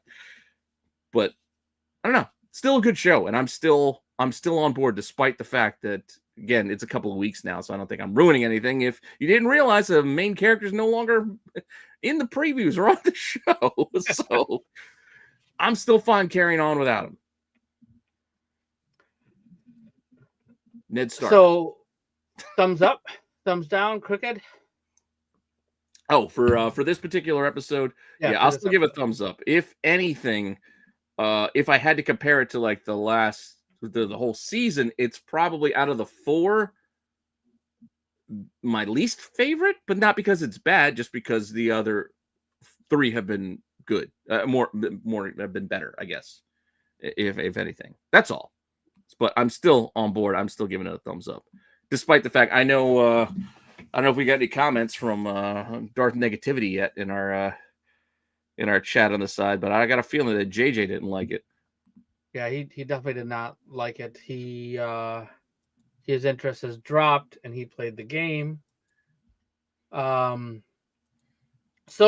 I will tell you, the things that I saw, there were so many shots, so much scenery, backgrounds, set creation that was literally ripped out of the game and put on screen. And they did such a good job with some of that. There's the scene with the guitar, and she's. I was going to say, I thought I saw something about the guitar. It was fairly straight from it.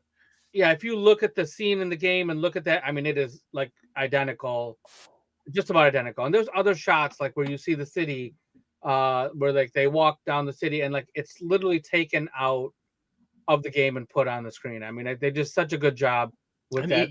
Whether it's from the game or not, it's just gorgeous to look at. Like it does really put you in the moment. Like they do a hell of a job. Really with the effects, however you want to say it, to build out this room. It doesn't just look like a forest. Hey, it's Walking Dead again. It does look like everything's just overgrown to the point of, I don't know.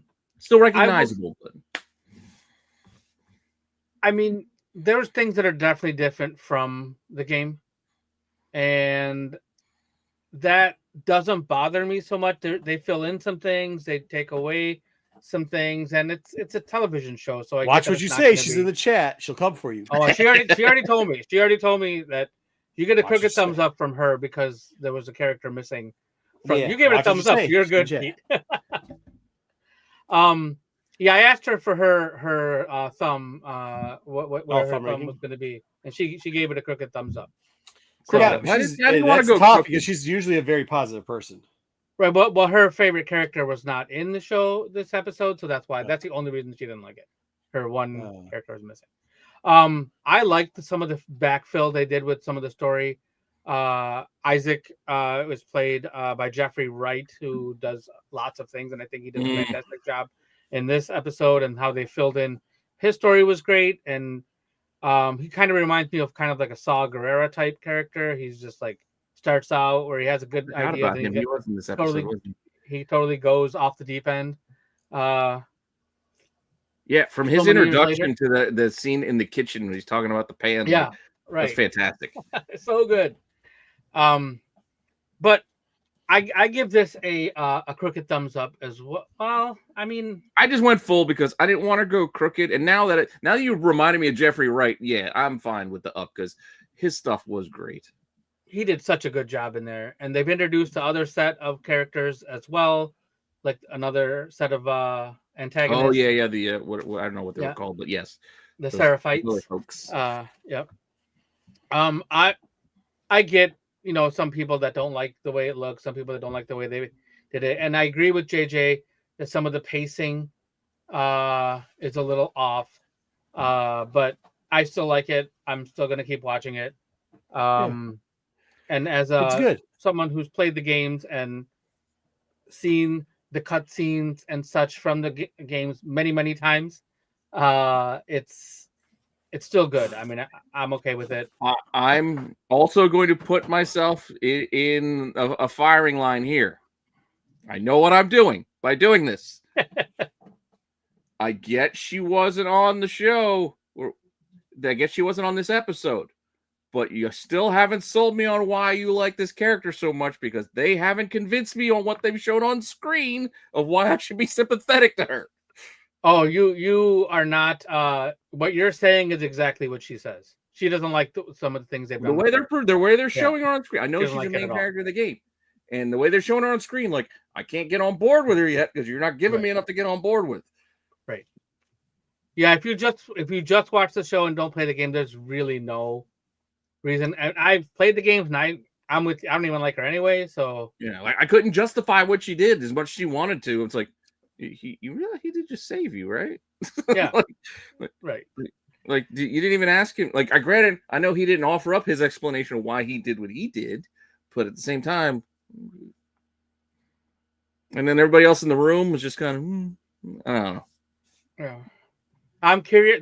There's 3 more episodes where we did 4. I think there's 7. Yeah. So we got 3 left total. So we have 3 left. So I have some ideas of where it's going to end up because they're going to split this game into at least 2 seasons. So we'll see where it ends up. And I'm looking forward to see. I'd be kind of curious if I did play the game and I knew where it was going, if we could play that game, because I know when Marco and I played that game with House of Dragons, it was completely off of when they were making the cut. I'm like, wait, what? That's where they're stopping it? Shit. But it was for budget reasons, right? That's why they did it, because they wanted to save money. Yeah, they've got to save, stretch things out. Well, I like. One thing I did like, I will say, like overall so far this season, is the amount of infected that we're seeing. The first season, we only saw a few, and this is the second episode where we've gotten a bunch of them. We'll get some here and there, but this episode, like that subway scene with like they're getting chased. And it's not like all overwhelming CGI. Like when the siege, I think it was last episode when they had like the siege on the town, and it was just like it was just, it was almost like World War Z where they're like ants just climbing over things. Yeah, that's one way to look at it. But like in this, when was it this one? What was the last one? When the fence was going down and they were all climbing through. That was the last episode of the second episode, I think, 2 episodes ago. That was also good, like with the fence going down, and then in the subway with the subway car was also very good with them popping through the windows and coming through the windows, through the ceiling, all of it. Yeah, they were trying to come at him. It was really well done. It was unsettling. It put you on edge. Yeah. Marco, do you have anything to add to this? I know you've been in and out. I'm a little bit behind on some of them too. So like what I've seen, I didn't get to finish off this last episode. Okay, fair enough. We don't even need you. It's still going to be a take it. But I mean, I for somebody who I didn't play the game. I didn't either. I'm enjoying it. So awesome. Yeah, I thought I would be bored by the idea of another, like another Walking Dead, or you know what I mean. Like I thought I would be bored by the idea, but I do like what I'm getting. Yeah, this is much more. Well, I mean, Walking Dead was character driven too, but this is like. The characters in this is what makes a lot of it. And I think that's what's also the Dub, what is this? I can't see what it is. It looks like a Voltron piece. I don't know. Maybe. Hold on.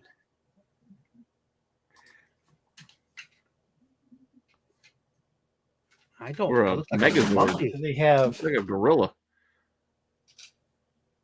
Yeah, it looks like some kind of Power Ranger, but Zoid? Yeah, those got to be some sort of Power Ranger. They're kind of cheap plastic, though.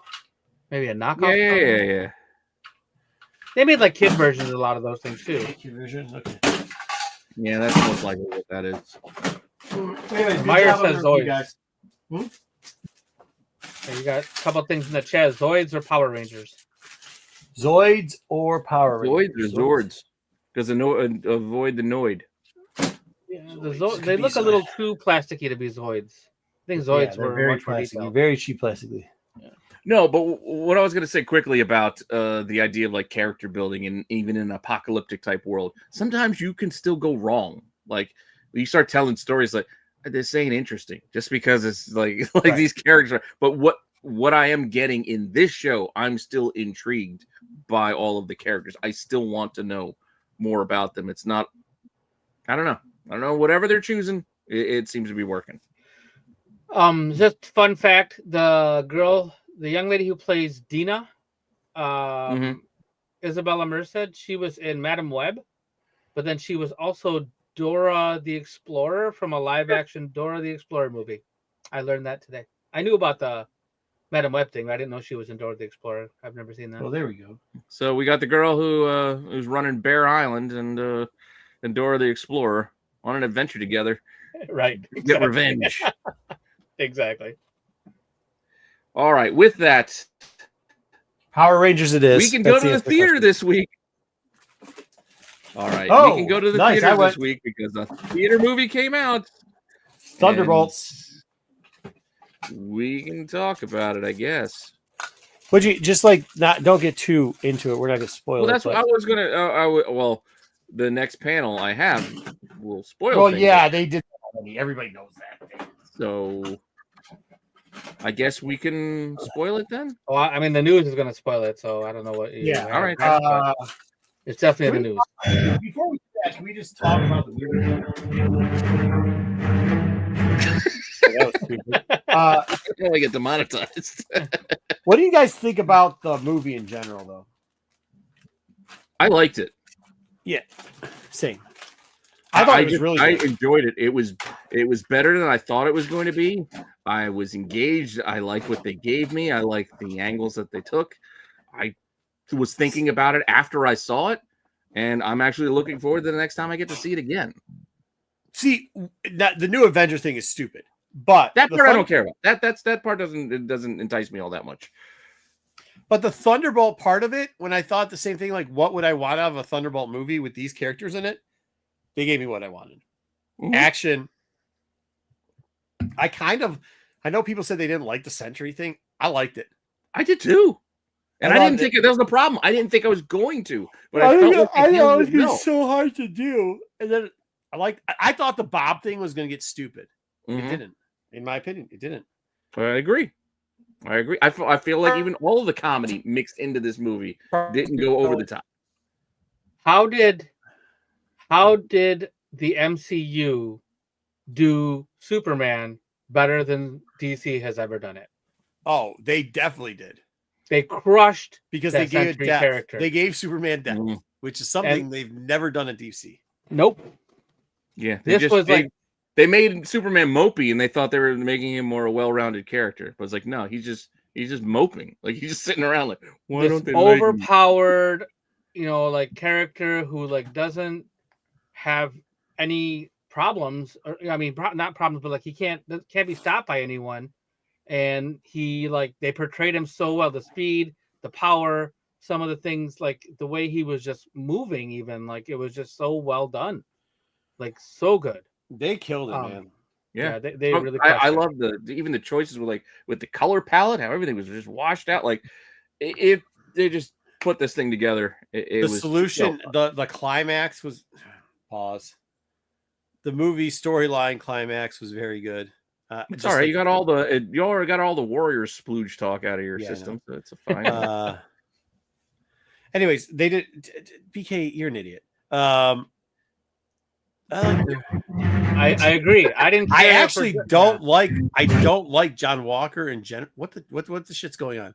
I had the Avengers song playing in the background on the slide. John Walker, I didn't typically like him. I didn't think I was going to like him, but he was actually likable in this movie. Not likable. He's a dickhead, but well portrayed. But he's well portrayed, yeah. But he's well done as a dickhead. That's what I mean. Like he was a dickhead, but he wasn't like, I don't want to watch this. Part of Falcon Winter Soldier, there's stretches of it like, I don't want to watch him. You're not as charismatic as your dad. Yeah. But in this one, he's not his dad, but even as a dick, I'm like, you get where he's coming from, and it fits and it works in the context of this group. The only thing is, I wish they wouldn't have gone the new Avengers route. You said they were going to do this. Yeah, but I still don't. That doesn't mean that I wanted them to do it. I mean, why does it matter though? What difference does it make? No, well, I think there's I don't want it to, because if I tell you why, it's going to spoil stuff. So I don't want to do that. It's going to spoil the movie it's going to spoil this movie for people. Oh, yeah. Well, because there's something there that they used to get there that if I wish they just wouldn't have done. I will say this though, again without spoiling, stick around for the after credits. They're actually worth your time to wait. There's two also, yeah. There's two. The middle one isn't as good, but the end one usually is something dumb. Like remember in Thor, like the Dark World is like the stupid thing was running around like a dog playing with a cargo box or some shit. I'm like, well, I waited around for that. Like, no, it wasn't Thor Dark World. The actual after credit scene in this one is worth sticking for. It's a couple of minutes. I would agree. It's worth it. We're sticking for it. Yes, I'd agree. The after credit scene was really, and the Red Guardian stole the fucking show. Can we just admit that? It's not to me. Hey, but hey, can I also say, Hey, what? Stop the music. Stop the music. Okay, get off the slide then. I muted Pete. You're muted, Pete. Good. Can I also say this? We can't hear you. Bellavona here, like, where the you're muted, Pete? You're muted. Where's she vacationing? Because who? Dude, her tan. Yelena Belova. Yeah, dude, it's not me. It's the screen. She was walking around tan as could be, man. The whole thing. It was kind of off-putting. But yeah, I thought that her dance started the show. And by the way, I want to really talk about. Remember at the beginning of the movie, she's in Malaysia. It's fucking hot down there. I guess she kept that tan up for 6 months from Malaysia. She was in like Utah. They were in the desert. No, she didn't have the tan in the beginning though. Then all of a sudden she fucking. At one point I was like, the fuck. They did do something with the character right off the bat, and I'm like, holy shit. And I thought, is that because people don't like that character? That was changed. That was changed. Yeah, I heard that was part of the reshoots. Yeah. Also, originally that wasn't supposed to happen. And people have been talking about that. That was apparently built into the story. Yeah, they took out his little story. But then I also was hearing things about that. The way that character was treated mirrored how the OG Deadpool was treated. Fair. It's true, JJ. It's like the tan. That's what we're talking about. Oh no, I'm not. I'm just saying. You're complaining about like Paul Heyman's tan too on Raw. No, yeah. It was orange. No, I'm just saying it was wild. It just was noticeably wild. All right. Anyways, great thing though. Thumbs up. Love it. I'm assuming all three of us gave thumbs up based off of what was being said. Yeah. In a couple weeks, I want to see this movie again. Like, after. Oh no! Get us to stop. What is happening? Get off of it then. Well, it's all the. I've got the screen muted. In a couple of weeks, maybe we'll go a deeper dive into it and everything like that. But for right now, we could do it next week. Well, we gotta give people some time. Give them some time. Yeah, well, we'll see. Give them some time. So, well, we would have to do it next week because in 2 weeks, I think we're having a guest, so we don't want to do it then. Okay. Well, maybe he probably seen it. There we go. All right, get off that damn screen. I had to get it until next week. We're done. Sorry, blame me for playing around with sound clips. I was having fun. I put the spray paint sound effects in. I said, you know what?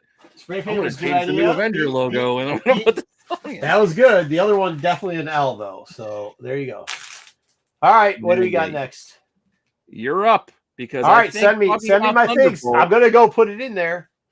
All right. Well, let me run the thing, and then you can. That's what I'm saying. Don't even say let me run the thing. Just run the damn thing. Well, I want to make sure you know that that's what I'm doing, so you don't start talking.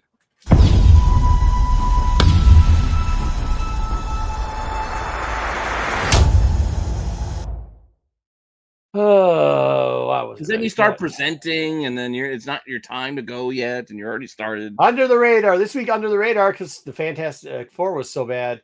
Also, sorry, not spoiler. I don't know why I'm talking Fantastic. Title. That was a side title of Fantastic Four. I know, but I just used it because I had a thing. They were giving away something. Oh wait, I didn't do this right. I did this completely wrong. I was going to start off with something else. Want me to run the thing at Reagan movie theaters? Was it Regal? Regal. At Regal movie theaters. Only in the 4DX, which apparently my buddy went with his son. He's telling me it's crazy. Like the chair shakes. They if it's snowing, they fucking blow snow on you and fog in the theater. Yeah, they do all types of wild shit. The air blowing on you. It rains. You get wet. Wet. Yeah, I saw it with the Sonic one. They have the shit on the side of the fucking things. It's the whole thing. So it's only if I had to go to that movie, I might bring a blanket. Yeah, well, you might need it to just to cover yourself. Yeah, seriously. But only there they gave away these packs of cards. So it was a pack of cards? Yeah, there's packs of cards. They're going for shit ton. They're going for 80, 90, 100. So for that, so I'm not spoiling anything because apparently Regal decided to do that. Let's get back into Under the Radar. I decided to look at some books that maybe I think are undervalued or at least shouldn't be there. We went in different categories this time. This is a book that's always a favorite of mine, so you're always going to see it. I buy this whenever I can. Fantastic Four, $39. It's purely a cover buy, a Doom cover buy. 7.0 is averaging $250. Raw is averaging $50. Highs around $100. Now the 9, let's be real, not the 9s are very expensive in this book, but you can usually find this in the mid to low copy for a pretty decent price. I love this book. I think this is such an underrated cover. Second up, we got another underrated cover I also buy all the time, and it must be something about the towns or castles. You just like Doom hiding amongst like a kite. Yeah, it's the same Doom in both covers. Yeah, that's awesome. However, this is not, because this is Doom when he's in Latveria.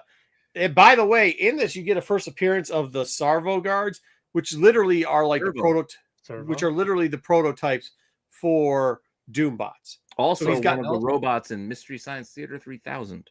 Okay, well, in this book, they pretty much act as first Doom bots. Like, he has a bunch of them around. They're his first robots. They work as a security force. They do all the nitty gritty stuff. Looks like a Sentinel. I know, that's what I would say. It looks just like a Sentinel with a. He does. He looks like a kind of Sentinel, but it is the same color scheme. We got the purple jumpsuit on too. I'd agree, but eventually, what he uses for these things are what he uses Doom bots for. So, that's why I put Doom bots in parentheses. It was just the precursor. Somebody probably told Kirby this looks too much. Good call. Also, yeah. Well, somebody probably told Kirby it looks too much like Sentinels, and they had to change it. Okay. 9.6 going for 363, 8.0 going for 200. That's what the crazy part about this book, right? You pick one up for 50 and you grade it, and even if you miss, your miss isn't that bad. You know what I mean? Because usually a 9.6 down to an 8.0, you're losing more than $160. It's usually $50. Well, yeah, that spread is nice. Yeah, that's really good. Nice spread. Especially if you're talking about if you're thinking moderns, yeah, like nobody wants moderns if they're not 9.8. Just general, yeah. Just not even 9.8s, but even in Silver Age spread, the spread's a lot different than $100. We got Blastar in this one. I like this character. He comes up with Fantastic Four all the time. He's like you know what he is? He's the Motor City or the Baltimore of Comic-Cons or the heroes. He sure as shit ain't San Diego. He ain't C2E2. He ain't Emerald City. But he's like always there. He's a solid thing. He's definitely a character that's got a great history with the Negative Zone and with Fantastic Four. Fantastic Four number 62. 9.0 is only going for 240. Now 9.4, $600. Raw's though 22 to 45. It's more like a Sandman. He's not Doc Ock. He's not Green Goblin. He's a Sandman. Yeah, I'd agree with that. It looks like Calabac. Maybe it's that Calabac prototype. I think he came before Calabac. No, he's still around to this day. Look at his Blastar has been around. Look at him now. Look at how beastly he looks. But look at his hands. This kind of Marco's got this theme with the fist. He likes the glowing hands. The glowing hands. Also big in the Negative Zone, and if they do anything with Negative Marco Zone, wants to know what those hands were doing underneath all those blankets at the movie. No, I do not. Absolutely not. But if they do anything in the Negative Zone, might be a good cheap books to still pick up. Now, listen, I'm not gonna go with Annihilus as first appearance because we already know that's a big book. But this is kind of a crazy book, and I'm actually surprised that it isn't getting more pub because this book's got two things going for it. First off, second appearance of Annihilus, which I love. I love Annihilation War. I love Annihilus generally as a process or a villain that I think should show up. Mystery of Anus. I mean Janus. Especially if we go into space. This does have Janus. For some reason, people list Janus the whatever he is. I don't think anybody gives a crap about that character. What's a sensational clue? But the only reason they say that is because in this book, Uranus Janus allows Thing to transfer it back to a human body, and rumor has it, or whatever, that Doom is going to do the same thing to Thing. Janus, wasn't that Sean Bean in the Pierce Brosnan movie? I don't know who Janus. I don't know Janus Anus from anybody. Anyways, the Thing gains the ability to transfer back to human form in this book from Janus the Anus. I thought this was a Teddy Atlas ad at the back of a book. Like you don't be that wimp. We get your beef caked up.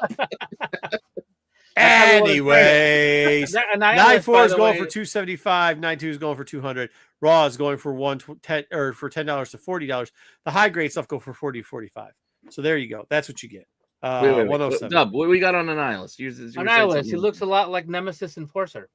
He does. Or I guess that's where they got the idea from. Well, I'm glad I'm not going to give up. You can make another comment because, as you see, I do everything in pairs. We got another Annihilus book here. I like Annihilus. This is the OG story of him. Also, this is when they start doing the square stuff, and then you get rows. I hate those though. Yeah. Fantastic Four 140, 9/8's going for 400, 9/6 is 160. See, that's the spread that's not good. There's not a good gap there, as they say. Raw's 10 to $25. That's a scary gap right there. It's like okay. Bad day cost me $240. Not my bad day. Bad day on the grader's part. So I decided to do a funner book here. Fantastic Four 176. Appearance of Jack Kirby and Stan Lee in the comics, kind of, in the background. I thought you just wanted to talk about Impossible Man because he's got a theme variant running this month. Nope. Well, he does. 9/8's go for 165. Raw's go for $10. Highs at 20. Lows at 5. Still, this is a great book to pick up when you're digging and you want to buy something, but you just don't know what to buy. It gives you a little street cred because you can pull up the Kirby and Stan Lee and show it to the guy next to you and say, hey, look at these clowns in here. And then there you go. Next up, Fantastic Four 204. A bunch of Nova lore in here for you Nova fans. Me. First appearance of the Queen. And you also get Tanak Vault in here too, who is Nova Prime. And he also bangs the Queen. Yes, also banging the Queen. Yes, he's even with her chastity became Commander Nova Prime after Richard Rider returned to Earth. Yeah, so but Richard Rider was Nova Prime, and then Richard Rider returned to Earth. So that's further down the road. In this book, he first appears as Nova Prime, and then they back up the story that I'm also glad you did. He took over for Nova Prime. He also banging the Queen is textually accurate on your notes. Well, he is. He's also banging the Queen. He's married to her too. But yeah, so you put that that they were married. We could have implied the banging. Adora, the Prime Commandant of the Nova Corps. She's the head of the head. So the Prime Commandant is ranked above Nova Prime. Well, because she's the Queen. But if he's banging the Queen, why does she have to be the Prime Commandant too? What? Yeah, is it the Queen or the Prime? Oh, she's higher. Oh, I guess she's banging him. I guess you're right. So she ranks higher. Yeah. In the hierarchy, yes. In the hierarchy, I think she ranks higher and bangs him. Oh, so it's kind of like Disclosure. She's higher ranking. Well, she's the Queen. That's what I'm saying. He's not the king. Michael Douglas then. But he's Nova Prime. Yeah, but that's he what I ain't. was wondering. But Nova Prime. But hold on. Hold on. Nova Prime's because of the helmet. Who owns the helmet? Oh. And then it's the position. Yeah, she's got a belt buckle. So he's like the main unit. Pause. I also feel like she's got to be careful when she sits down because it might just. I added that because I thought it was gonna be funny. We're talking too much about how he's banging the Queen and who's on top. Thanks, Aggie. Yeah, thank you. 9/8 go for $100. Raws for $7. Hey, if they introduce the old Queenie or a Prime, which they've had rumors of Nova coming up. Might be a good book to pick up, especially in Fantastic Four. It's cheap. I know a lot of the Fantastic Four keys have already been. All right, well, question then: would Glenn Close be the character that they are banging? Hold on. I know, if I may finish, Pete. I know a lot of Fantastic Fours have been cleared out, but these are some still you can pick up and might hold on for a while. Now, speaking of weird stuff, hold on, you didn't answer my question. Fantastic Four 238. Something. First appearance of this old broad. That the next issue becomes Aunt P. The aunt of Ben, and by the way, Jake also shows up. Not Ma and Pa Kent. Nah, Jakey Poo over here also shows up, and he stopped Ben from selling cocaine in the streets. So that's good. Who? Jake is married to Aunt P. Who's Jake? Where's Jake? Jake's his old coot on the left side. Well, why do you have Origin of Frankie Ray under his head? It says Frankie Ray underneath his I don't know. Origin of Frankie, because we all know who Frankie Ray is. Because I wanted to put these two old bags up here. Once again, first appearance of this old broad who turns out, like, in this book, they don't say that she is Aunt P, who is Grimm's aunt. Why so it's like a cameo. Yeah. Well, yeah, kind of. Unnamed cameo? No, they name her, but it ain't Aunt P. And then the next one, they name her as Grimm's aunt. And Frankie over here, because she's just Petunia. And then Jakey over here also, then through, well, because he's banging her or she's banging her. Doesn't matter who's banging whoever, then he's the uncle, right? Because they're uncle, that's not Ben. Yeah, but Ben's with the Yancey gang trying to sling that rock, and Jakey's the one that stops him from doing it. So the Thing is slinging rock. Well, I mean, he was in the street gang in the 1970s and 80s. Yancey Street, yeah. What do you think he was doing? Well, he's made of rock. He's made of rock, so I guess he's slinging rock. Probably slinging that rock. I mean, all right, 9/8's going for $78. Raws $3. Highs are $10. There you go. Fantastic. That's what Dave Chappelle's character would have done with him. With a big. Now, 239 is the next issue. As we said, they actually name her as the Ant. They changed it around. They kind of retcon the first one. Name her as the Ant, and she's the Ant in the next issue. They don't really retcon. They just whatever. They say for sure. They identify her completely as the Ant. Aunt Petunia. Aunt Petunia. Yeah, she was Petunia before. Now she's Aunt Petunia, and he's Uncle Jakey. All right, 9/8's $50. Raw's $5. You got to kind of buy them as a set. Speaking of decent Doom covers, but actually have some type of stuff on the inside. First appearance of Hyperstorm.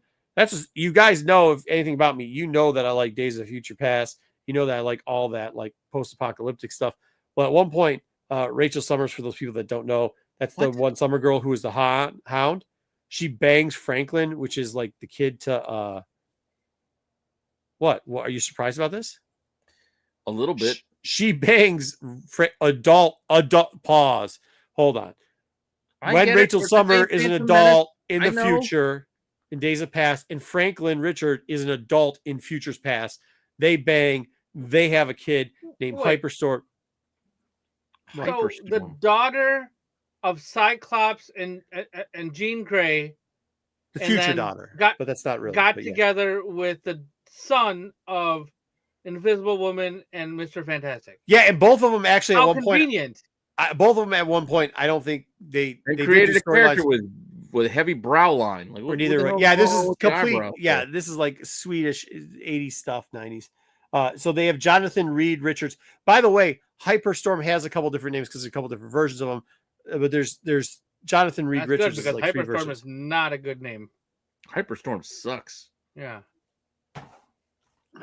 Sounds like he needs his Hyperstorm. You think it'd be like he has weather powers. First off, I like Rachel Summers. I like Days of Future Past. So go fuck yourselves. Number 2, take your ADHD medicine. Also a pretty underrated Fantastic Four cover. However, when people tell me that 90s was the best comics, I just referred to Hyperstorm. All right, I don't want to see if Dr. Doom's got any hanging bugs up his nose. We could have gone with a different angle here. He's not. He's giving you the crazy eyes. 9/8s go for $2.90 though, boys and girls. Raw's averaging $10, high low of $2 and $15, which is wild. Get into 9/8, and then that's our cards.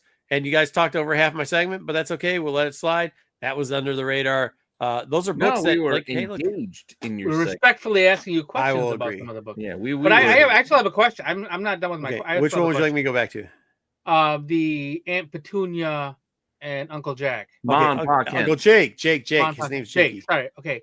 So we talked about this is the first appearance of the Old Broad and Frankie Ray over here. So what? No, it's OG. It's origin of Frankie Ray and first appearance of Jakey. Jake and Petunia. Jake and the Fat Man. We talked about how it's their first appearance, right? And then it becomes Aunt. What's the are they? They're Jake and Petunia in the book. They're just not Aunt and Uncle Jake. Right, but is that relevant? He is the character. They just didn't call her anything.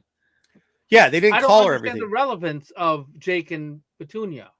Oh, because the aunt, he brings up the aunt all the time. Because so Jake, the story of Ben Grimm. I don't know about Jake though. For those people who aren't Fantastic Four fans or have very I'm saying I hear a lot about Aunt Petunia. I don't hear Ben Grimm talking a lot about Uncle Jake. That's because Jakey ended up getting him off the street from slinging that rock. You telling me? He was hanging on the corner of Yancey Street and then somehow became an astronaut. Yeah, because of Uncle Jake, and then he dies. No, that's what. That's the background. I mean, seriously, So that's kind of right. Is Uncle Jake still with us? I don't think he is. I ain't seen Uncle Jake in a long time. All I remember Uncle Jake, I don't know, man. I guess I would have to look it up. The only thing I remember about Uncle Jake is Uncle Jake gets in this like argument with Ben and gets him off. Like he there's that gang thing. Also, can we clarify? Was he actually Uncle Jake, or would he just call him Uncle Jake because he was around a lot? No, he's banging. In my interpretation, hold on. My interpretation is banging out Petunia. Don't mean that he's banging Petunia. Jake. He's banging. By the way, these aren't the pictures of these two in this book, so Jakey's still around somewhere. Well, I mean, maybe they don't bang. I told you, there's old age homes. There's a lot of thunder sticking going on. These are Ben's adopted parents. Okay, see now that this is Uncle Ben and Aunt May. Kind of, yeah. I mean, this is all right. Yeah, they take Ben in to get him off the streets with the gang, and then Ben just keeps pining over Aunt Petunia. Yancey Street hoodlums slanging that rock. All right. Any other questions? Nope. I'm good. Okay. I think I have all the fantastic solid book though. 238, 239. Solid. But was Dr. Doom in that book? No, I don't think. What? I think he was just on the cover. He's on the I don't think he. Yeah. Oh, it's because it says honest. Dr. Doom is not in this. I'll be honest. I don't think I really just open it. I just get it for the aunt and uncle. What about the creepy bearded guy up front? I don't fucking. Isn't that what's his name? Starts with a B. The artist, Brian Byrne. Yeah. I don't know. Maybe Bud Budiansky. Looks like Martin Mull. You know, Colonel Mustard from Clue. All right. Well, fuck off. That's all I got. Mr. Mom. Martin Mull. What do we got next? Wasn't he in Seinfeld too? Like news? NBC executive? News. Oh, I guess we just have news left. All right. Oh, so news. Send it. Dang, and then we'll start. Only news. We're already 2 hours in. Okay, let's go.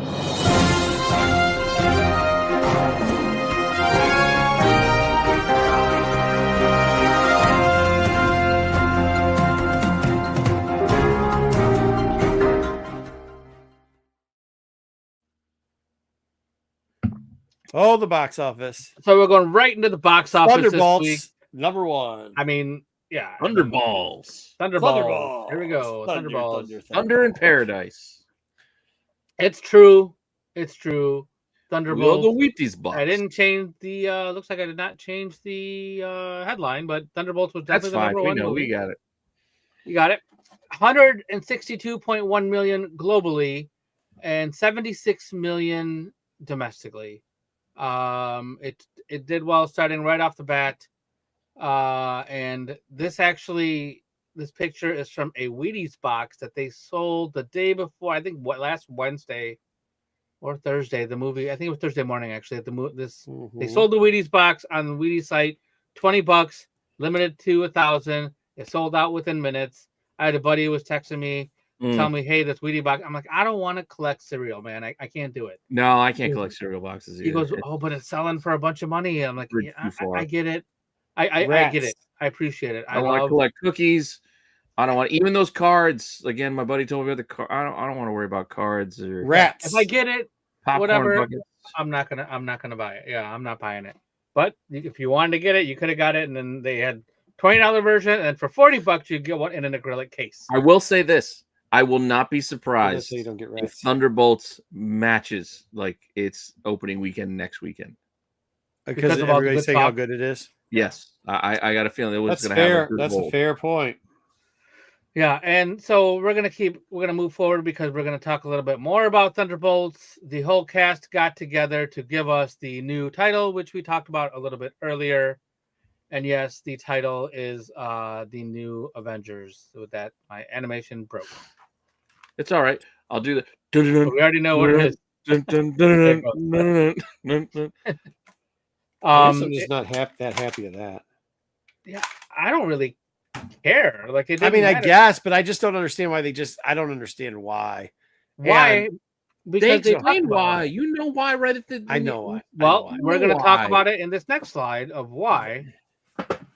If you go on the Avengers social media, they have now copyrighted the name Avengers on the Twitter and other social medias. Pretty sure this was done by direction of Sam Wilson. So now we have the Avengers, we have the new Avengers, quite possibly the new Avengers with the Z. young Avengers. Avengers with a Z. Avengers. But we saw some young Avengers kind of teasing happening at the end of, was it Marvels? That's right. Right? So we got a little bit of that going on. So we're going to need all these teams to go up against Doom, Z. right? Well, they have Z too. With Z. I don't know. That's where I kind of got confused. Is I don't know if they're setting some of these up for like space, like not just Doom, but we are going to get the space thing. You know what I mean? Space. I don't know. Your Nova show got canceled, so I don't know where they're. I know that. No. That's not what. No, that's not. I don't want to talk about it because it's part of the posting, so I don't want to talk about it. Yeah. I don't think we're messing with space. I think we're just going to be, let's just say, divided again, which might be the opening that a certain big bad needs to get over on everyone. Yeah. That makes sense. So, all of this is going on, so I thought we would just review really quick on what's actually happening.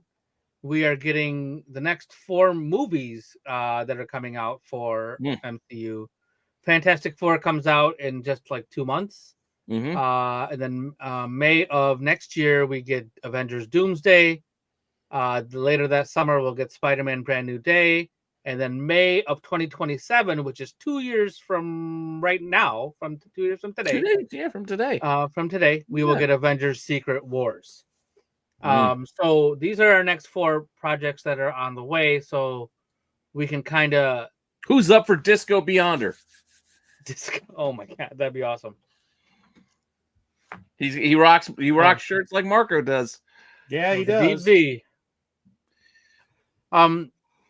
So that's all of the movies coming. I didn't go over the shows. We can save that for a different. That's fine. For a different day, and then we can move on to other Marvel projects that are allegedly in the works. Reportedly, Ryan Reynolds is writing a Deadpool and X-Men team up movie. I'm okay with that. We'll include 3 or 4. Studio couldn't afford any more X-Men, and then he's going to be a supporting character in there. He hasn't pitched the idea yet, but he is writing it right now. So that should be an interesting. He did a good job with the characters that he picked previously, so I'd let him do it. I mean, I'm good with whatever. I'll watch whatever he puts out. I'll watch it. Yeah. Yeah, you got to remember too. He was the guy, for people that forgot, he's the guy that helped write that promo piece to get Deadpool even out, because they were not going to do Deadpool originally. Oh yeah, because of what he did, he made it happen. Yeah. So I'm okay with that. What are you doing? Pricing books over there? Yeah, I got price stuff, man. I'm working hard. What you got a price? What are you working a shop right on your off hours? What the hell's going on there? Go ahead. Manager special. Next. Manager markdown. Hey, we got a con coming up in a couple weeks, buddy. It's next week, dude. It's literally next week. Yep, it is. Good luck to you guys. Yeah, thanks. So DC, the DCU has hired Hossein Amini to rewrite the Clayface movie. Alfred Molina for a second. Yeah, Alfred Molina's kid, maybe. So he shows an old picture. There was a script already done, and now they're rewriting the script. And it's this guy who wrote Drive, the movie Drive, and then he also wrote the Disney Plus Obi-Wan series. Oh. So if you like those things, you're gonna love this Clayface movie. I did like Drive. You are not gonna like the Clayface movie because he did a shit job with that Obi-Wan Kenobi. Yeah, maybe, but Drive was pretty good. But at the same time, wasn't a lot of dialogue in Drive. Yeah, right. It was not a lot of time. I did like it. So I'm not sure exactly what happened with the first writer, but they have a draft, and now so he's gonna work on that. It's still just an odd choice. It is for a theater movie. I mean, it's WB, DCU. It's Penguin's fault. Well, I mean, it's like, imagine right now if Marvel said, you know what, MCU's not working. We're gonna stop. We're gonna restart.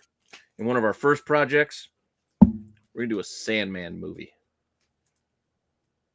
People like Sandman. Actually, I shouldn't even bring Sandman. Why are you hating on Sandman? I only picked Sandman because it's like a similar power set, and I talked about him earlier. But that's not even true because Clayface is nowhere near Sandman level. It'd have to be more of Beetle. Well, maybe Beetle's too low. Maybe we should call Uncle Jake to see if he could stop you from the crack usage. That Clayface is not the same level. What? That's probably. I mean, they do have similar power set, right? Hold on, that's not a good take. What? It's not a good take.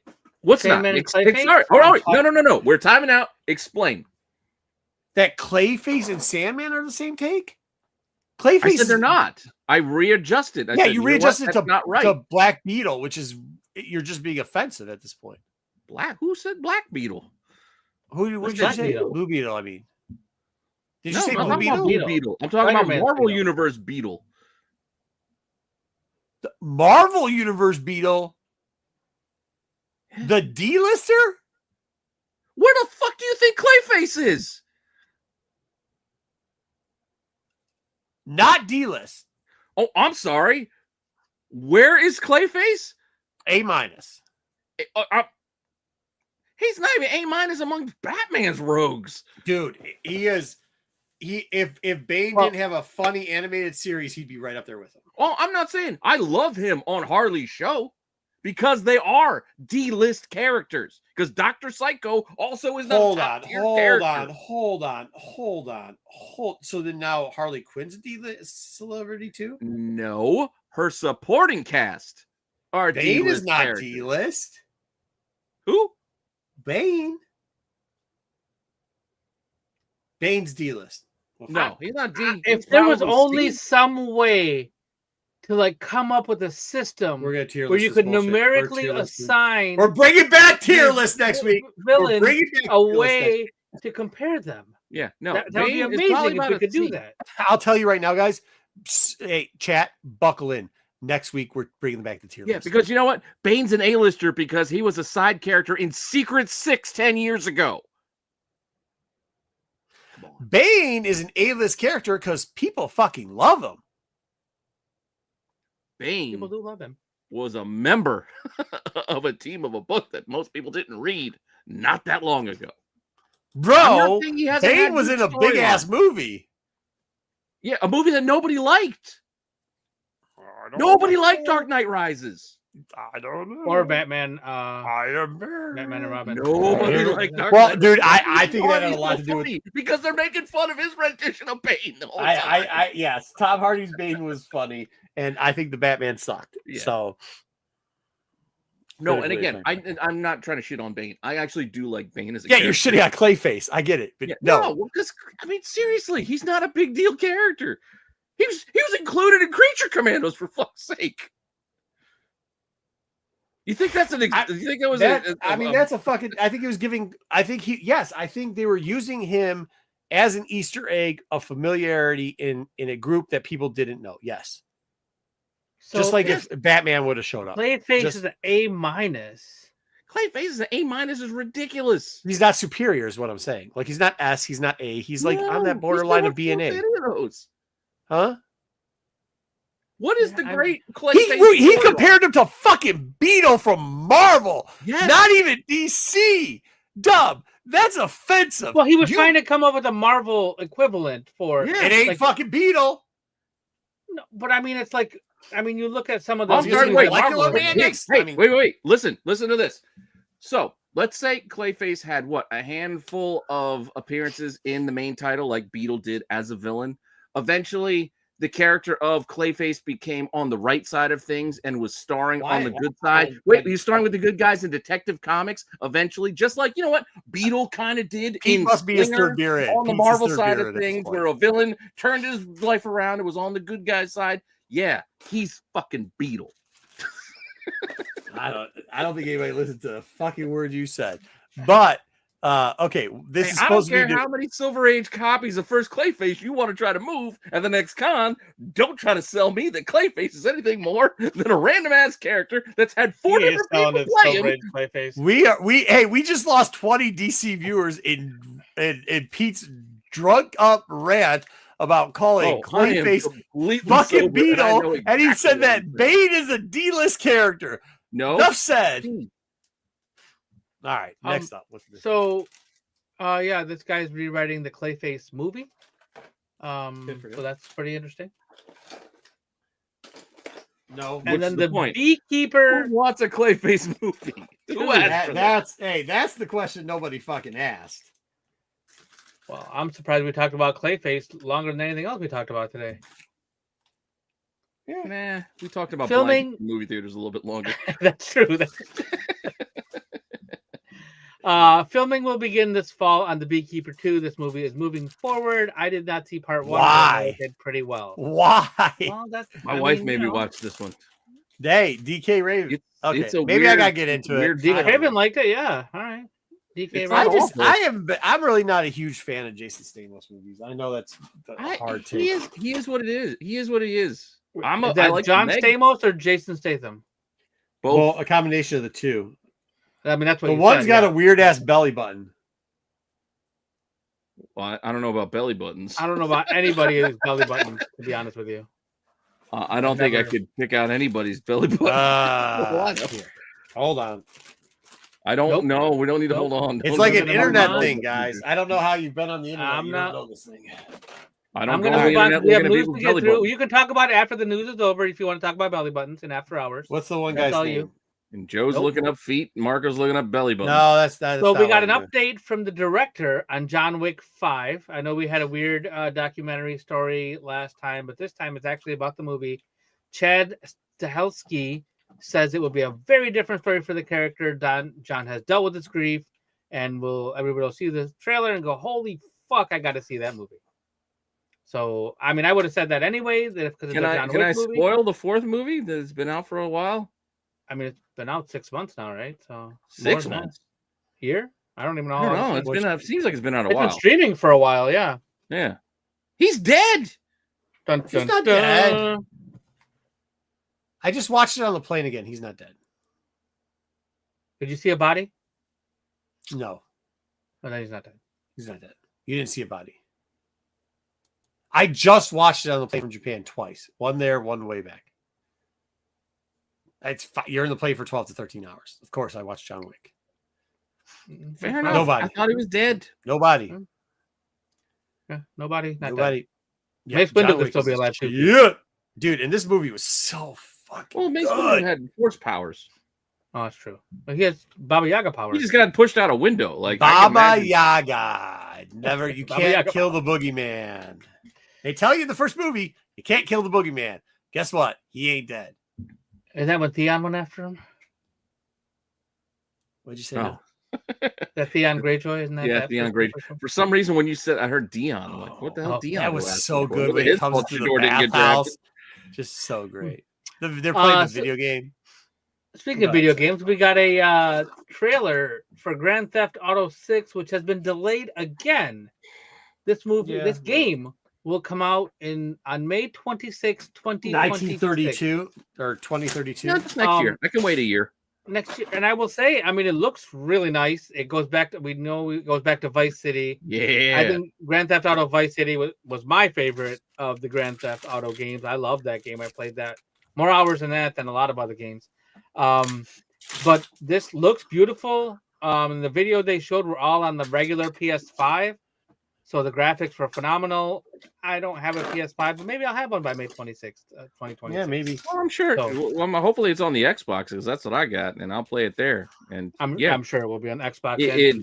Dang it, how can you not like Vice City? I mean, Marco loves Vice City. I got some coke and hookers. Dude, exactly. No doubt. I love Vice City. Yeah. I was in Vice City for a little bit. Vice City is so good. So good. And then we have so Meyer, I'm not worried about the gameplay. I'm honestly not worried about the gameplay. Shit, if it's the same gameplay as 5, I'm still happy. You know what I mean? If you're smacking hookers, stealing cocaine, you're having a good time. Who's going to complain? Or if you're smacking cocaine and stealing hookers. What? Works. No, smacking hookers and stealing cocaine. Yeah, I mean, I know we all want to see what the gameplay footage looks like, but I'm not worried. I'm not worried. Rockstar will take care of us. Especially if they're doing it on PS5. I mean, yeah. Well, because they're saving that. They're saving that for. We still got a year, so they're going to save that for another reveal. Probably sometime in January they'll give us more stuff like that after Christmas. Yeah, I mean they don't do. What was it? E3? Was that the thing way back in the day? Yeah, they don't. Yeah, E3. That sucks. Yeah, no more E3. Old timers. So this is an interesting story. This may affect people that you know or people that you run into. Try to redo G4 and they did shit job. I like the redo of G4. No, it sucked. I watched the fucking Dungeons and Dragons show. I watched my man Austin Creed do what the hell he was doing. I watched the new G4. I was on board for it. Anyway, keep going, Dub. So this guy here, he's a Texas legislator. He has filed a bill. I thought he had to come knock on my door and announce himself to why he's in my neighborhood. He doesn't want furries to use litter boxes in school. He introduced a bill called the Furries Act, forbidding unlawful representation of role-playing in education and schools. Yes, see, they made an acronym. Whoa. Right. I got to see this acronym again. It's all. I bolded all the letters. I see it. I'm looking. Wow. Yep. He took some time. Yeah. This is. Well, I got to say, it's still better than strategic hazard. Oh yeah, right. Was it? So this bill, hazard investigation, espionage, logistics division. And then when they changed, they changed it a couple times. And it was home. Then they changed to Homeland. So expressly forbids defecating in a litter box, licking oneself for self-grooming, making animal noises, wearing collars, leashes, or animal accessories. So he wants to ban this in schools. But then when he was asked to provide specifics of when these things happen, he was unable to provide any type of news reports or documentation that these things actually happened. Yeah, that's the part that's kind of throwing me off. Like, yeah, it didn't happen, but he wants to ban it. I don't think it is. It's just fear mongering. I mean, Grant, these idiots. I don't live in Texas, but I just assume that no one in Texas is actually shitting in a litter box in the corner of a classroom. I just kind of figured that's not happening in the real world. Right, we need to just start taking away all the bullshit. You don't get fucking health insurance and get paid lots of money and be able to get fucking donations from black core companies anymore. And if you're going to be a fucking chode like this guy and be so stupid with what you're saying here with no proof, you probably don't deserve a fucking job. That's the bottom line. Yeah, these guys get a paycheck from the government or from the state. I thought they were getting rid of government. I thought they were getting rid of government, wasteful government spending. This moron should have been left on the floor. Whatever John, because the problem is his horrible mom should have left him on the floor. Because they believed this nonsense was real. He's an idiot. How stupid are you? You know what? You know why? How I know that the public school is a failure? Because this dumbass. Because the statements that came out of this dumbass's mouth means that the public school is a failure and they need to fund it better because of this moron. But what's worse? Why are we even talking about the stupid people out there who voted for him? Well, because it affects a lot of us who see these furry people at shows. And so maybe it affects them somehow. Why? They're not shitting in litter boxes. Hey, if you want to cut down, bro, you want to put down a thing, which I don't think you should because you stay out people's bedrooms. You know how hard it is to get furry orgies? Okay, I got you because that's what them furries do. They just fuck all the time. They literally, by the way, any con you go into and you see them furries, hold your breath for one, but do know they all fucking later. They just fucking, they're there to fuck. That's it. Okay. Shit in kinder box? No. DTF. I saw this and I'm like, I can't even believe that this is a thing, let alone this guy coming up with a law to do what you want in your own home. Yep. 100%. Sure? I don't even know if this is a real story, Dub, or if you just somehow took Sheldon Cooper and Will Wheaton and just mashed them into one person. Yeah, this dude does not. This looks like if you were like, what type of chode would say some stupid shit like this, and to AI, you got it right. I'm going to be honest with you. I will be 100% honest with you. I read the story. I looked it up in a few other places, and then I purposely went to go find his picture so I could show you what he looked like. Yeah, you know what? I literally his picture was not there on the original story. He needs to hang out with the guy who's suing the NFL because Shedeur Sanders slipped to the 5th round. That's the guy with the lawsuit against the NFL. That guy. These two need to hang out together. They probably do. There's really somebody doing that? Yeah, that's amazing. Because he lost money or something? No, it hurt him personally. What? All right, let's talk about some streaming things. That's crazy. It's crazy talk. What he just said was crazy talk too. It's real. Go look it up. No, I believe it. I believe it. I don't. It's a Colorado fan. The media built up apparently Shedeur Sanders, and then a bunch of lies about how his watch him play. I'm just saying, a bunch of lies caused him to slip, which was it was a big conspiracy, and it caused him mental distress. Personally, did you never watch him play when he was fleeing for his fucking life play. And playing literally backyard football where he's just lofting the ball up and hoping to sure as shit that the number 1 pick would go out there and just grab the ball out of the air? Number 2 pick, but yes. Sorry, number 2 pick. And he did. He won. So that's why he was no. Hold on. Let's read. God bless the HBCs. He only won in the HBCs. When he went to Colorado and actually played in a league, because at the time Colorado was in the pack. Yes, please go back to he got his ass kicked. They won like 2 games, and it wasn't in the pack. It wasn't until every team left the pack and they were playing nobody. You know, they're playing Colorado State. No. I'm not saying what you're missing. I'm not counting this as a news segment. Yeah. Okay. No, you're missing. What I'm saying is that Travis Hunter won the one-on-one battle to get the ball. Oh, yeah, he did. In the air. That's what I meant by, and he won. Yeah.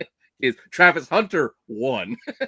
I mean, I'm not hey, like, no offense, but HBC. I think even the HBC will say that their competition isn't that great. Yeah, no, I just meant he won. Go ahead, get to news. Let's go. Before he keeps talking, let's go. I'll let you run the thing again, Pete. Run the thing. No. All right, so we're gonna talk about some streaming news. Minecraft is coming to streaming. When already? Date of May 13th, which is. I'm not going to rush to take my son to the theater. Well, that's when you can we can purchase the movie and rent it. I don't want to purchase. Yeah, it's pay-per-view, so it's coming to pay-per-view. Probably a little while. It's going to be at least another couple months before it gets to any kind of service. I don't know where it's going to be yet, but as soon as I find out, I will let you know. I'll tell you, good movie. I don't know if you boys saw it, but I didn't see it yet. But I did see an interview with these two, and Jack Black was trying to convince Momoa to go on the Hot Ones interview show, and it was funny as shit. Oh yeah. Yeah, Momoa should do that. He was just telling me, he's like, they got this one. It's like called the bomb. It's like, it's not even food. It's just pain. It's like, I've had the bomb. It's not food. It's just pain. It is. It's like a drop of it. It was just, I don't know. It was a funny interview. Point being, I still want to check this out. This dumbass movie that I have no ties to. I don't care. Nothing whatsoever. I can just have fun and enjoy watching it with my son. It's a great movie. I loved it. I did the exact same thing. I watched it with my son, and it was enjoyable. Yeah, that's all. And we didn't, that's the other thing too. I think the chicken jockey where they were setting fire was in a different country, but I will tell you. Well, now they got a whole separate version of this movie now that encourages that kind of thing. The screenings, yep. Yeah, the block party or whatever. It's just like a whole Rocky Horror Picture Show, shout at the screen kind of version of the movie. I'm not going to go to that one because I wouldn't go to that one either. I don't have that connection to the game, so yeah. All right. So we got a new trailer and poster for the final season of Squid Game. Squid Game 3. June 27th. It will be out on Netflix. So you haven't watched it. I still haven't started this. I haven't gotten around to this. Me neither. I watched both seasons. I enjoyed the first one thoroughly. It was really, really good. Second one got a little. It wasn't as good as the first, but it was still good, and I definitely want to see how the story ends up. So they expanded it quite a bit, but I mean, it's well done. So okay, they do. So they didn't go off the rails. Highly recommend it. It did not. Friday Night Lights season 2 kind of goes off the rails with some of the storylines that they go with. No, I mean it dives deeper into what the first season was, so it's a little Little weird, but I mean, like, it's. I want to know what happens. It's good. All right. Things happen that there's like a lot of guns. I will say that. Yeah, I'm probably never watching Squid Game. I'll get around to it one day. I'm never going to. It's just not. That's unfortunate. That's all right. I'll be okay. I think I'll be okay. Yeah, you'll live. Okay. Well. We also got a poster for the Old Guard 2. So, good. I liked it. Am I the only person that liked Old Guard 1? Meyer, this is not a true state. It's probably the other way around. What do you say? Most people that work in IT are furries. Most furries might also work in IT, but there are a lot of like you said, most furries might be IT. Yeah, I think it might be the other way around. It doesn't have to equate to the other. I never saw Old Guard. I didn't. I saw it. I thought it was. Hey, I'll tell you this. I watch it in the movie theaters, but it's a good smash 'em up. Was it out in theater? It's a solid movie. I thought it was just Netflix. No, I think that's what he said. He would not watch it in the theater. Gotcha. Straight to streaming is okay. Gotcha. Yeah, straight to streaming is okay. Gotcha. Yeah, it wasn't bad. So July 2nd, it will be on Netflix, so you'll be able to watch the next part. Yeah, there you go. It was good. I thought it was good. So I was Jeremy surprised. Renner, it's been a long time. Hasn't it been like 5 years since I think it's been a while? Yeah. Yeah, probably. I don't know. Jeremy Renner says he was offered only half of his salary to come back to do another season of Hawkeye. Yep. And he was not happy about it, so he declined. So That's we fine. will not be getting a second season of Hawkeye. I feel like this may have been Disney's way of saying, "Hey, we don't want to make another season, and let's cancel it in a different way." I think it is partly that. Yeah, like I don't know if that's the case or like, hey, they're like, we have to actually be fiscally responsible. Well, that's the other. I was going to say, I think it's multiple tiers. I think it's one. It's like we don't actually need you to come back to do this. Yeah. Mm-hmm. Agreed. Like we're probably even if we did bring you back, we're probably going to shift focus to the cute young girl. But if we did bring you back, we're not going to pay you as much. Which does not kind only of because suck. we don't need you as much, but also your show the first time didn't really make as much money. Yeah, but I think like in his defense, I'm not blaming him either. I think he was good in it. I think he was good in it. It was a good show. I just think you're 100% right. The budget is wild to have. You can't. Sometimes you gotta choose. If there's no money there to be had, this ain't like an NFL situation where they're making you're getting paid 32% of the profits. Dude, they probably were in the hole in this fucking TV show. I mean, well, it's just the whole model is skewed. It's like realistically, how do you value a show that you put on a streaming service? You're going to value it just based off of how new subs that it can bring in. How do you value how many subs it retains because they want to watch this show? Like would that matter? Like if you didn't produce this show, would those subs leave? Like it's kind of hard. No, they're not. Nobody's gaining and leaving because of the Hawkeye show. It's definitely so. Then why are you spending all of this? Well, I mean, I do think. I think it adds on overall. So like, if you're like, well, it's funny and I'll watch it, so they're not leaving specifically for it. But if it's not there, it could be one of the many reasons they decided. Don't forget when the first one came out, that was still in the earlier days of Disney Plus, and they were building a service, and it was a whole big thing with all these Marvel shows. They were going to be a big deal. At this point, people have shown that they don't got that kind of time, and even the goddamn networks calling the shows homework. Yeah, so that was one of the things that I didn't put that in the news specifically because it was kind of an interview from somewhere with Kevin Feige. I think they're going to separate movie characters and TV characters and not necessarily have them be.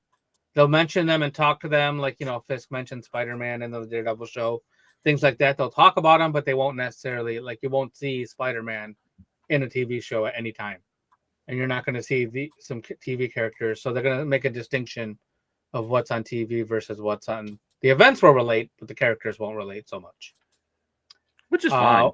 Which is exactly, it's fine. Doesn't matter. Just give us good shows. Give us more shows. Yeah, I don't need It's like people brought up like, well, how? And again, not to try to spoil our Thunderbolts review, but it's like, well, how come we didn't see these street level Marvel characters like in the movie? Like, why didn't we see Spider-Man? We didn't need to. Like, it's unimportant. Like, do we really need to have a 30-second cameo of Spider-Man just to say, well, what was Spider-Man up to during this? We didn't need it. It was unnecessary. It doesn't matter. Right. Don't force it. And then we are getting a trailer for Peacemaker season 2 this Friday. Fair. So I don't know if you saw him, but John Cena came on Inside the NBA earlier this week. After the Pistons lost, I didn't watch any more basketball. Right. Yeah, I didn't watch it either, so I definitely did not see him. Damn it, James Gunn came out and said he shared the teaser because they had made it private, and then said that the full trailer will be out this Friday, and the season 2 will debut on August 21st. Mm-hmm. So the little bit of the teaser that I saw looked like the first season, but more, and nothing wrong with that at all. So I'm looking forward to this show. Yeah. Now with more Frank Grillo. Now with more Frank Grillo. All right, we got some comic news to talk about. Please. This is just a little update from what we talked about, I believe, last week.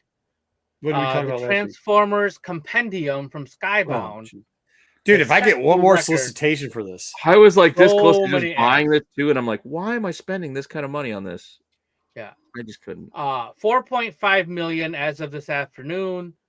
How much do they spend on their advertising fucking budget? Probably like 4 million. I mean, I feel doesn't matter. I mean, much they're pulling in on this thing. Yeah. And they have all these different versions of the same thing. So buy the different covers in Kickstarter form. It's crazy. But today is the last. Today it said not even 200. It's been funded. 200 will get you digital editions of it. Oh, is that it? No, yeah, I think it's 300. I think is the cheapest to get a full set. Yeah, I'm glad this is over because I am tired of seeing all the commercials. Holy ads, man! Every fucking everywhere. But today on the Kickstarter page, it said funding has reached its goal as of May 7th, but they are still accepting late pledges. So if you really want this and you missed the deadline, you can still get it. It was last night or this morning. I was going, you know what? Maybe I'll just do it. Like they kept all the ads, like you said, all ad pressures are like, well, it's only got like a day left. Maybe I should do it. I think part of the reason that people are backing this so much is that some of the G.I. Joe stuff that they did is actually some of the pieces in there are actually selling for decent money. Yeah. So that makes it's also they offered like some add-ons of like some comics that I thought were kind of cool. Like they had the Shockwave cover on issue 5. They had like a foil version of that, and like a virgin version of that. They had the Jim Lee cover on what is it, 68, I think. And there was a third issue. They had some extra issues they reprinted, and I was like, that'd be kind of cool. And I'm like, they'll probably be pretty rare because they're Kickstarter versions. Yeah, maybe it'll help pay for the whole thing. But I'm like, that's still. I was like, I'm still going to put out like $500 for what? Someone's going to sit on my shelf and collect reprints. For reprints. Yeah, they're reprints. I got most of the regulars. What the hell am I buying this for? Yeah. But I mean, they raised 4.5 million. So shout out, good job, Skybound. Good job. Yeah. I mean, they look cool, and it would look cool on my shelf. It's just a matter of I don't need. That's all. It would look cool on my shelf, but I don't have room on my shelf to put it. Yeah. Yeah. My shelf was already full. Dusty ass. All right, and then DC Comics All In has announced that Cheetah and Cheshire rob the Justice League. That's the name of the book. Nope. These two characters are going to get together and try to steal from the Watchtower, is what I got. Nope. I don't need Cheetah. Nope. Cheshire needs to go and grab Catman and fucking Deadshot away from that other Secret Six, because that ain't the Secret Six. Nope. Bring back go find Ragman. If you want to find me Ragman and Parademon and bring back the real Secret Six. Go read Batgirl. That's a good piece. Nope. No, yeah, Batgirl is, but yeah, sorry. I was already I don't need. This is by Greg Rucka and Nicola Scott. You know what I'd rather do than that? I'd rather see this. I'd rather see this. Dance off, bro. Me and you. I like Ruka and Nicola Scott's not bad, but I can't. Yeah. I don't want this. I'm out. Yep. All right. In other DC news, in France, they're putting out a Wonder Woman and Harley Quinn: The Forbidden Gift. Huh? It's Urban Comics is a subsidiary of whatever, and they adapt American and British comic books for French and European markets. They have done DC Comics and Vertigo Comics, and they've also are the ones who publish Saga in France. The same company does that. They have the rights to it.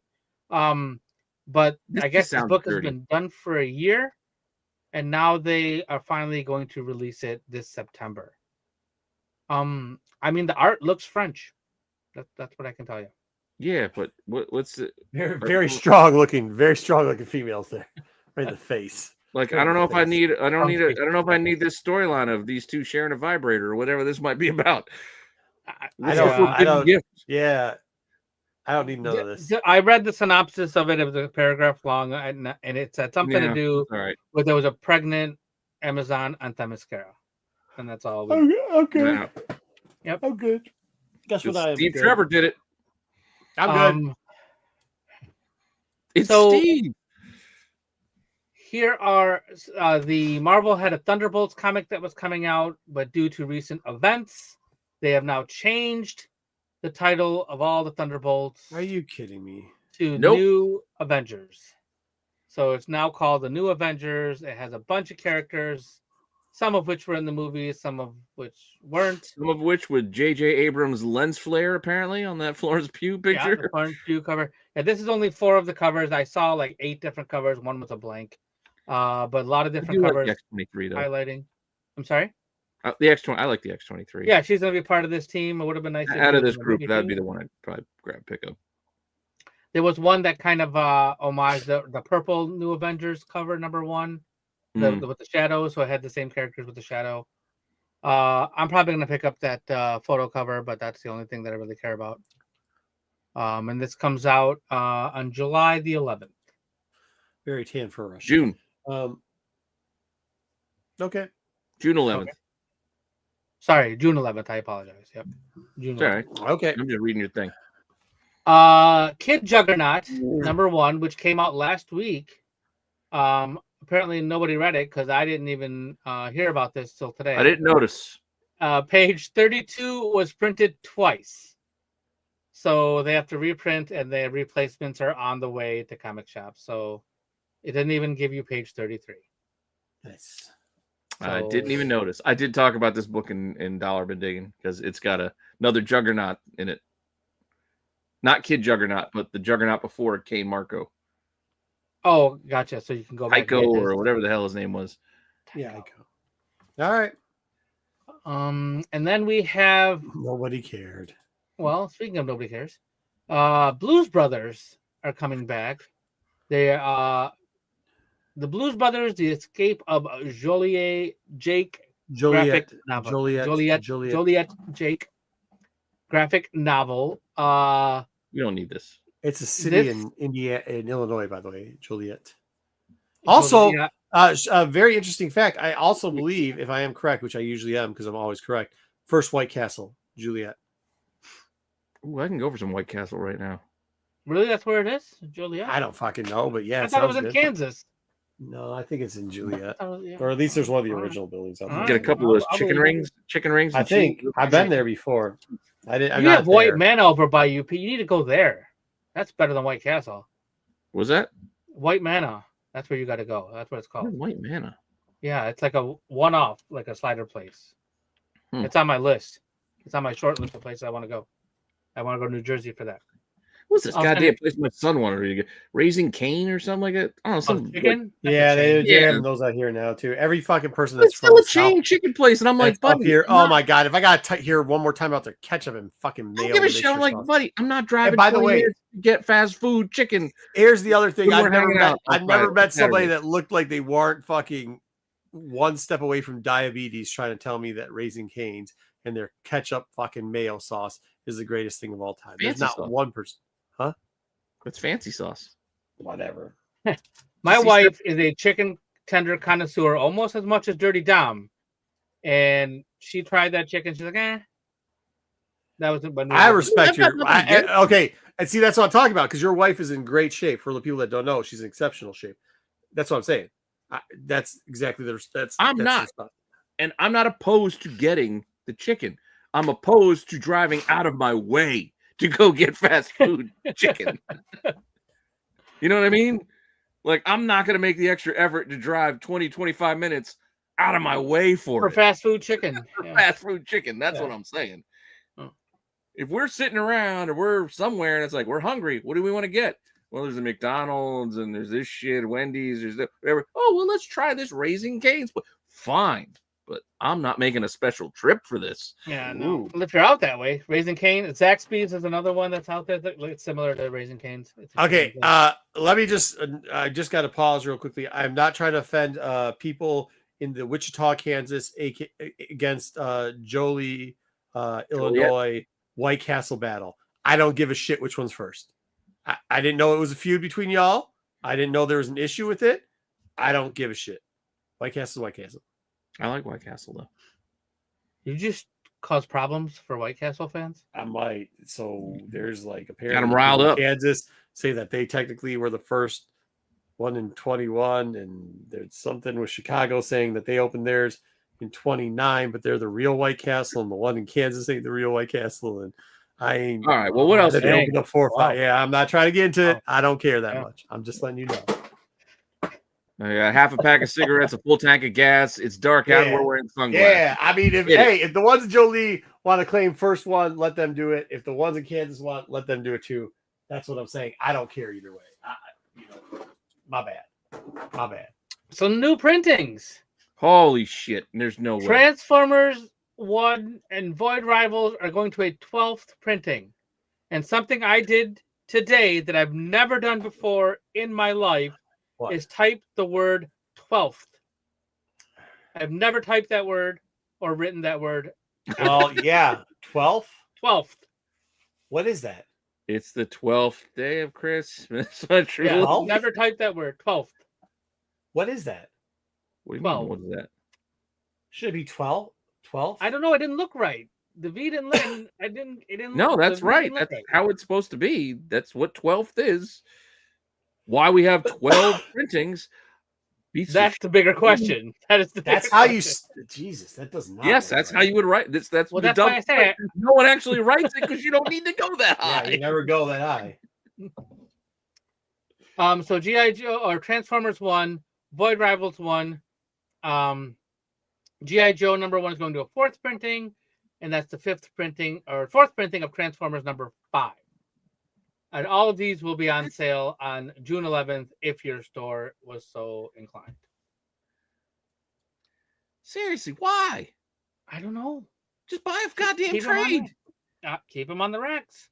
Fuck, you need a 4th printing of number 5 for. We are getting Batman Hush giant size special edition. Oh, you gotta be kidding me. Dude, that shit's all over the place. They can't give that shit away. A second printing of that and a foil. They can't give both the Ghibli away. Cover. I don't know. I don't understand why we did that. Screw you guys. They picked that Gleason cover that I like. Godzilla. The Godzilla one. The Godzilla version. They picked the Gleason. That's what they chose. Nice. Yep. So that's Amazing Spider-Man number 2. And I think that's a 1 in 25. That one with the Statue of Liberty. Yeah, that's probably the 1 in 25 for the second print of the Godzilla. Yeah, I think so. Yeah, I think the other one's just a recolored cover A. Gotcha. Like orangey, reddish, or whatever. And these are all on sale on June 11th as well. And then we have Batman. The other ones make sense. The Amazing Spiders. So this is Bug Wars number 1 3rd printing, Bug Wars number 3 2nd printing, and Lost Fantasy, I believe it was number 1 in the 2nd printing. Try to do the Final Fantasy thing? Yeah, that's exactly what it looks like. It is. So, what that Bug Wars cover? I know it's another. They did that cover already. Yeah, but it was just like a do that cover for Silk or something? It looks like another. Oh, that's pretty similar. No, it's not. But it's not the same thing. It's real. Looks really close. No, but she did do that already. Yeah, because this is the second printing or third printing now because it was the first print, right? Yeah, I agree, dude. A whole end cap full of my LCS. My LCS only got a few, so that was all right. Did you guys happen to read that Lost Fantasy book by any chance? No, but I kind of probably got to buy the second printing because it's I kind of want that. No, there's a first printing of that cover. Oh, is there? Yeah, there's a first printing option of that. But it's all right. It's got like 2 stories. I think the first story is better than the second. It's okay. Yeah, I don't remember that one. I didn't know that one came out. And then one more. It's just last week, I think. They're taking. Was it? Dang it! I was at the shop too. We're taking everyone down with us. Number 1's getting a third printing. Number 2's getting a second printing, and number 2 is also getting a second printing. 1 in 10. I like it. It's a good read. I picked this up, but I haven't read it yet. I picked up number 1 and number 2. Yeah, this was my recommendation last week to read. It's a good read. I like it. Yeah, I'm definitely looking forward to getting caught up with this one. I'm not. Yeah, Rosenberg. It's a good story. Yep, I'm a fan of Rosenberg. And with that, our news is over. Oof. Look at that. We are complete. That was nice. For the guy, I actually did this is what I was looking at too over here. Dude, I just figured this out. So there's this tackle that I bought in Japan. I went to tackle. Hold on. We're going to start talking about tackle all of a sudden? I'm wearing my fishing hat. Dude, it's fishing. All right, you can talk. Okay.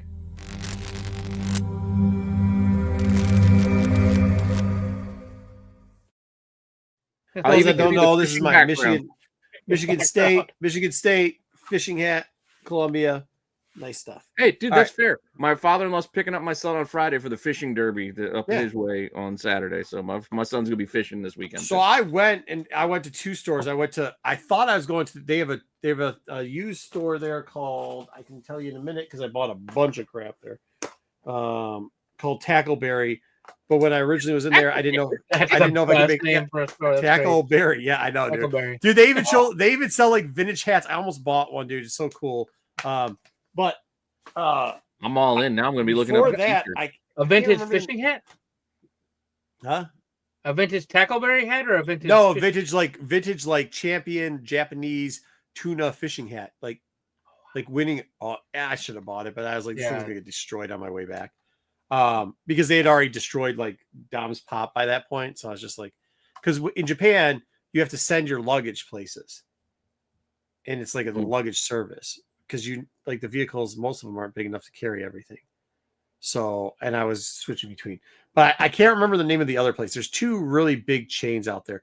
Tackleberry is the resale one. That's the biggest one. And then there's another chain that sells new stuff. And it's a definitely a different experience. But like this, hopefully I can show you the effect of it. I saw these JRs and it's called, dude, just think about this name. It's called the Gilroyd. The Gilroyd, like hemorrhoid. Gilroy. Okay. I'm not like Tony. Tony Gilroyd, yeah. But like it looks really futuristic. I'll try to pull it out. This one's actually good for something. Huh? They look like sunglasses. Yeah, I mean the packaging it's 44,000 yen. Somebody could do the USD on that. I don't know. It's like $30, which is very expensive. So these are they got the swim. So it looks like a real fish, and it comes with. Oh, okay. Now I see it. All right. But you see, it's like 3D and it's hinged. It's really cool, and I like it. But 44,044. It comes with 2 tails. Where's the other tail? Okay, 34,000 yen. No, 44,000 yen. 44,000 yen. Yeah, 44,000 yen. How much is that? $306. No, 4400. 4,400. Okay. That's much different than 44,000. $30. Yes. Okay. So $30. $30, yep. Right? Yep. So it's $30. Now type into your El Computeritos. Yeah. I should have bought more of these because I actually did it tax-free too. Type into your things Gilrod Jr. tackle. Gilrod Junior. Shit, I just lost that piece. Shouldn't have. I got Gilrod Jr. tackle football. No, Gilrod Jr. You mean Gilroy? You gotta goddamn pronounce this shit right. Gilroy. Sorry, yeah, Gilroy. My bad. So I was got like $30. Huh? Imakatsu Gilroy Jr. Yeah, that's it. That's it. So $30 is pretty expensive for bait. J&H tackle. Yeah, $68.99. This one. Yeah, $68.99. The ones that I have are $80 here in the U.S. And now there's one that's 23. The junior, this ain't the guy. junior, dude. Yeah. This one's $80. Okay, yeah, that's $80. Yeah. $80, dude. So I actually I thought it was expensive, and now, huh? For fishing lure, I'll just buy the goddamn fish for $80. Well, it's $30. Yeah, I mean $30 is like expensive, but like $80 is damn crazy. So. Which I didn't know was $80. And the sad part is I bought this for a young man that's in high school because I bought him one and I bought myself one. So that kind of sucks. It sucks, but whatever. Yeah, so this is kind of cool. So after I was worried about them smashing stuff at Tackleberry, they have all these like old school like tackle box type things. I just like hearing Tackleberry. Yeah, so I literally just start throwing all this tackle. Oh, there's the tackle falling off of it. To transport it properly, I throw it out there. It was really cool because they have these sliding racks that you just like, it's like these big metal cages, and you just slide the metal cages over and over and over again. But they've got these weird, I'm going to try these things. Like a poster rack at like a, old. Yeah, it is, but they're metal and they're cagey, dude. Look at the poster. Oh, look at that. So let me see the one. You went to Japan and bought a used tackle box that has Spanish writing on it. Huh? Yeah, for sure. They get all types. This one's actually like gooey kind of almost, dude. I mean, it's hinged also, dude. This thing though, for this, like home, this is going to cost us here something similar to this is going to cost us like $20. It was 550 yen. I don't know what that is, but that's cheap as shit. So we need to get used tackle stores, I think, because it's just amazing. $3.83. $3.83. Can you read that? $3.83. And for the quality of that one too, the paint on it's good and everything like that. And then there's one that I found very interesting. I'll probably gonna show these again because if you got fans of fishing on the dark side. Bassmasters. It's a fishing show. Yeah, I know Bassmasters. You shut up. This one right here. I know hopefully for everybody. I'm gonna be able to pull this out to see it. Do you see the inside of that? Like how they make their tackle. This is Shimano. Kind of like a pen. Yeah. Hold on. Let me see. I can open it. Eugene Tackleberry was from Police Academy. Yes, he was. I know, right? That's why I think it's funny. You keep saying Tackleberry. Dude, I probably spent 3 hours there. I mean, and I didn't even spend enough time. My kids would start wanting to buy stuff, and I'm like, I don't know how much I'm going to spend. And they're like, it's only 500 yen. And I'm like, yeah, 500 yen keeps adding up to 500 yen. Everything's 500 yen. It's $3. Yeah, $3 adds up fast when you end up buying 50 pieces. Plus, you have to get them all back. And we didn't actually know, we didn't know how duty was going to, like the U.S. one does. They don't care, man. Duty. Coming back home, they don't give a shit. Out there, they care. Coming back home, they don't care. Brought home a fishing lure. But you actually have to. You actually have to. For them, you have to claim. You have to claim leaving Japan. Here, let's see if we can see it. Do you see that inside? Actually, I don't know if you can see it. Start flipping tackle. I know. That's what I'm saying. So Dub, if your boy goes back out to Japan, I'm gonna send him with the box. I'm gonna need about a case. As of right now, I might be going to Japan, so we'll see how that works. Good. I'll send you to the place to get it. But see, I don't know if you can see it. This little thing in here, this thing actually moves and shows reflection. That's just wild that they put something in there. And by the way, the price for this is 1,000 yen. The equivalent in the U.S. for this type of bait is going to be probably $30 to $40. Not $6.96. No shot. No shot. Not just without the stuff inside of it. Oh my God. You hear that? You almost say like, well, if you click the thing, it's a nudie thing, and her bathing suit comes off. Well, the fish. That's really cool. Holy hell. Yeah. And now that I know that's not a pain in the ass to get them back, I will be putting out orders from now on to bring back some more. Because this stuff, some of it's great, dude. For $100, I'll send $100 out there easily. But then they also got some really wild shit, like these little shrimp type things. I think I'd try them to see what they're like. But the coloring on these. The hell are you gonna catch with that? What do you mean? You're gonna eat those. Fish. Do they want to eat that? I don't know. That's what I mean. That's why I ask. I'm like, hey. Pete, sometimes it's not called catching, it's called fishing. So sometimes, you just try a new one. The fish might be like, what's that? Like here, look. I don't know, man. Pete's an all right color. No, fish don't see the same way. They don't see the same way we do. Oh, Mr. And this comes with whiskers and stuff too. It's really wild. Oh, he's got a beard. Wait, can I see the logo for Tackleberry? Yeah. Let me see the package. Yeah, you can definitely see the logo. Okay, got it. Perfect. Thanks.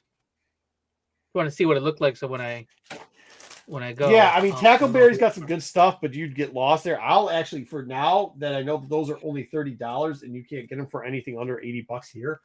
That's what I'll be after hours, Alan. That's what happens. Yep, that's what happens. It could be a fish it could be soccer. It could be a cooking segment. We don't know what. It's like, it's it could be a shoe show. We can be doing a whole thing. Talk about but now, hey, now that they brought up a good point, it should be flipping. We might want to start flipping some of these. Flipping tackle. Some of these lures. Better than VHS. Dude, and you get it tax-free over there, too. You can get the lures tax-free over there, so you don't even pay for it. So, yeah, better than VHS. So all of a sudden, you're buying a tackle for $30 and selling it for. You can undercut those dudes. You can sell that shit for $70, and you'll still. I mean, you'll undercut them, and you're gonna make double. No, I know. Well, shit. There's all kinds of things you could sell. It's like I was talking to my buddy at work today. He was talking about flipping plushes. I'm like, that's weird. Yeah, people fish plushies. Those are crazy. Like, why would you want to buy a used plush? That's one of the weirdest things. Like, yeah. Shut your mouth. You don't work cons. Shut your mouth. We sell those. I'm saying used though. It's just I'm thinking of the little kids. Shit sells all over it. Hey, tubs under tables, right, Dub? Tubs under tables. People buy those plush. Hey, kids need to look at something while their dad's digging through comics. What was it? Because what was it? Like a Squishmallow store, some squishy store into the mall. My son was like looking at it. I'm like, buddy, you don't need any of this shit. You're too old for this. Squishmallow. Like them. Squishmallows are. What? That value on those have dropped significantly. Have they? That was wild. Yeah. There's something else out there that's got a weird, like Dubbalows or something like that. That's like really big lately. I know Rhea Ripley collects them. I forget what exactly the. Stop trying to sell your Instagram handle, Dubbalow. Right? Yeah, no, not I'll me. tell you this. In general, everything's going to go up because of stupid ass tariffs for no fucking reason. Because if you don't know, paper that we get here for any of our pressing for comic books comes from, take a wild guess, our southern neighbors, Canada. So what was it? We live in Michigan, both. Young man. But it's both. It's our neighbors. Yes, it's our northern and our neighbors to the south. Yes. Okay. Well, you mentioned how the prices were going down on like the Squishmallow things. I don't know if my buddy's watching right now, but if he is, he's gonna be mad. I'm gonna tell his secret what he does when he goes to the store, and he asks the workers there. He's like, "Which ones do you have here that are retired or out of print?" And then he tries to buy up those ones. He asked them that? He asked the workers, and they'll tell him. They'll even do things like, "We've got some of these in the back that I know that they're not making anymore," and they'll sell it to him. And then he'll go online and like, "Oh, look at that." Yeah, but not even that, because he has a store too, doesn't he? Mm-hmm. So just put it in a store. I mean, he does both. Yeah, because he's like, I like, and that's the other thing I was talking about. I was like, why don't you just sell it on eBay then? If it sells for $80 on eBay, he's like, well, I like having weird shit in my store, so people know that they can find weird shit in the store. And it's easier, like it's a secondary purchase too. Like if you have, if you can do that, you're gonna buy something else too sometimes. So it's not bad. So I was like, I get it. Yeah, Alan. I mean, the fucking tariff shit is just garbage. Fucking stupid shit I've ever heard. That's the guy with the fucking the bucket of cat, whatever stupid ass law he wanted to pass. By the way, kitty litter. Hey, how much you want bet kitty litter guy just got rejected to a furry orgy? Which I don't even think any. I mean, from what I understand, I personally never been to a furry. Makes the most sense. They rejected him because they were all there to bang, and he wanted to box in the corner. Yeah. He's got some shitty box fetish, and then he went to a furry thing and didn't realize it's just the fucking. By the way, not me, but Dub. Funny story because we got Motor City coming up. We got to go over to our boy Funky Town Comics, and I'll introduce you to somebody who accidentally walked into a furry party. It is the funniest story I've ever heard.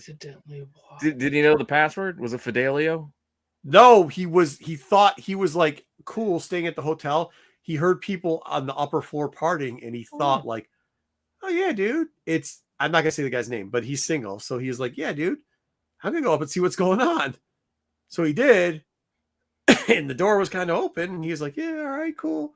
You know, like it's the dorms or some shit. Oh my God, yeah, come on in. To Jerry. He's like, come on in. And he's like, I was like, yeah, what? Like, don't worry, we've got extra costumes for you if you'd like. Would you prefer all in the front? I'll let him tell the story to you. He's very descriptive, so make sure you don't eat your lunch too before you do it, because he starts talking about smells also. That's the worst part. Yeah. So yeah, there's that. All the dried, crusted, matted fur. But yeah, that's probably it. That dude probably tried to go into a furry party, crap in a box, and found out that furries are just that's not what you do. All the time. He's like, oh man, it's an orgy. I'm going to outlaw it in schools. In schools because I can't poop in boxes. I've stayed away in all the years and all the cons that I've been to. I've definitely been invited to some interesting places. I've stayed away from those places. I was always more interested in like you know, I didn't want to go party with costume people. I wanted to go like get high and like go play video games. And that's hang out with Rob Van Dam. So I always did. as you can attest, I like to fuck around and find out a lot. However, furry party is not something I think, and no disrespect to the people that do it. Like that's your jam, your business, do your thing. That's just not my thing. I don't know. Not my thing either. But it would make for a hell of a story. Yeah, it's true. I don't. Hey, so would a lot of things. So would doing crack with hookers, but I ain't gonna be doing it. Well, so I'm just saying. All right. Well, on that note, I think we can wrap up for the night. Yeah, sounds good. All right, guys. Yeah, go ahead. Dub. Do we have a dollar bin digging tomorrow, Pete? Not for tomorrow. I'm holding it again for Saturday because it's one more week without the boys on SNS. So I will put it out on Saturday if I can get it done, which I should be able to. But yeah, there will be a dollar bin digging on Saturday night, just like that. Oh, sweet. What there will be though is a Backlash prediction show on the Absolute Geek podcast. And I was irresponsible. I didn't get his thumbnail. But usually before every major PLE, Matt, Dom, and Styx do a prediction of what's going to happen. I've participated in that one time. Pete's been on there a couple times, and make the picks to see who is going to win what. I don't even know the whole card. I'm behind on so many things. But that's tomorrow night, 9:00 on the Absolute Geek podcast. You will find the link to that below the description on this video. And then Friday night, 9:00, CBSI Hot 10 without fail. You will catch it right here on Rennavision, and that will be immediately followed by the Qualified. The boys will be on and discussing their shenanigans. And I forget what they're doing this week. I don't know what they're covering this week. But that's immediately following the CBSI Hot 10. Saturday, we'll have the dollar bin digging. Probably dropping. Oh boy, sometime. Marco's gonna be jealous. Why? Just kidding. Of what? You're gonna do a topic that Dom loves, but you don't like. Sexy Star Wars this Friday. Sexy Star Wars on Friday. Because you know Dom bought that handsome looking Princess Leia book. Which one's that? I don't know. He bought some exclusive, and I was like, "It's like Princess Leia kind of looks like Han Solo if you zoom in just on the face." Oh no, she's just a handsome woman. But anyway, they're going to be doing some sexy Star Wars on Friday night. Saturday night, Dollar Bin Digging. Sunday night, they're gonna regular Star Wars stuff. Tales from the Dark Side. I don't know about you, but I think Andor is one of the best things on television, and the boys will break it down for you. Keep up. I can't watch 3 episodes every week. That's the only thing I haven't watched. Andor's good. I haven't watched that other thing too that we talked about last week. That was very good. Also, the Tales from the what is it? I didn't even watch that. I still got to watch that. But the Andor's been phenomenal. I think it's great. They'll break it down for you on Sunday amongst other Star Wars collectibles, toys. I know there's toys that Dom wants to talk about. Mm-hmm. And I believe Wayseeker is off suspension this week, so he should be back. Probably going to want to do a book report, that means. Oh, yeah, you have to do a book report, right? Jesus, the guy and his damn book reports. Now they keep coming out with books, right? No, that's not his fault they keep putting books out. And then they're going to cover the comics. Probably the FCB. You guys already covered the Free Comic Book Day comics that came out? I think we did. Cover that in the 5s, and we told somebody, we kind of gave a clue because some people couldn't find one of them. And because one came out, it's kind of the FC, the Free Comic Book Day for the regular Star Wars, was a preview for the book that came out this week. We'll cover all that. And then the Nubs thing, as the same as last week, we ain't covering shit with Nubs. Oh, that one had Avatar in it too, isn't it? No, it had Beyblades. Oh, Beyblades, gotcha. Yeah, how was your guys' experience with that shit? Oh my God, my wife actually said something. Yeah, my wife said something at one point because these guys in front of us were holding up all the line because they were going through like every copy and trying to see. That's the store's fault, though. Yeah, well, no, the store made 100% the store's fault. Okay, the store made a terrible mistake. Yeah, the store said they're like, "Hey, is it only 3 copies?" Because usually what they used to do is take donations, and you could get 5 for food, right? So they thought that it was like, okay, cool. So the daughter of the store owner was there too, Bob. He was there, and the daughter had made the decision. She said, well, for $1, you can get 2 more books.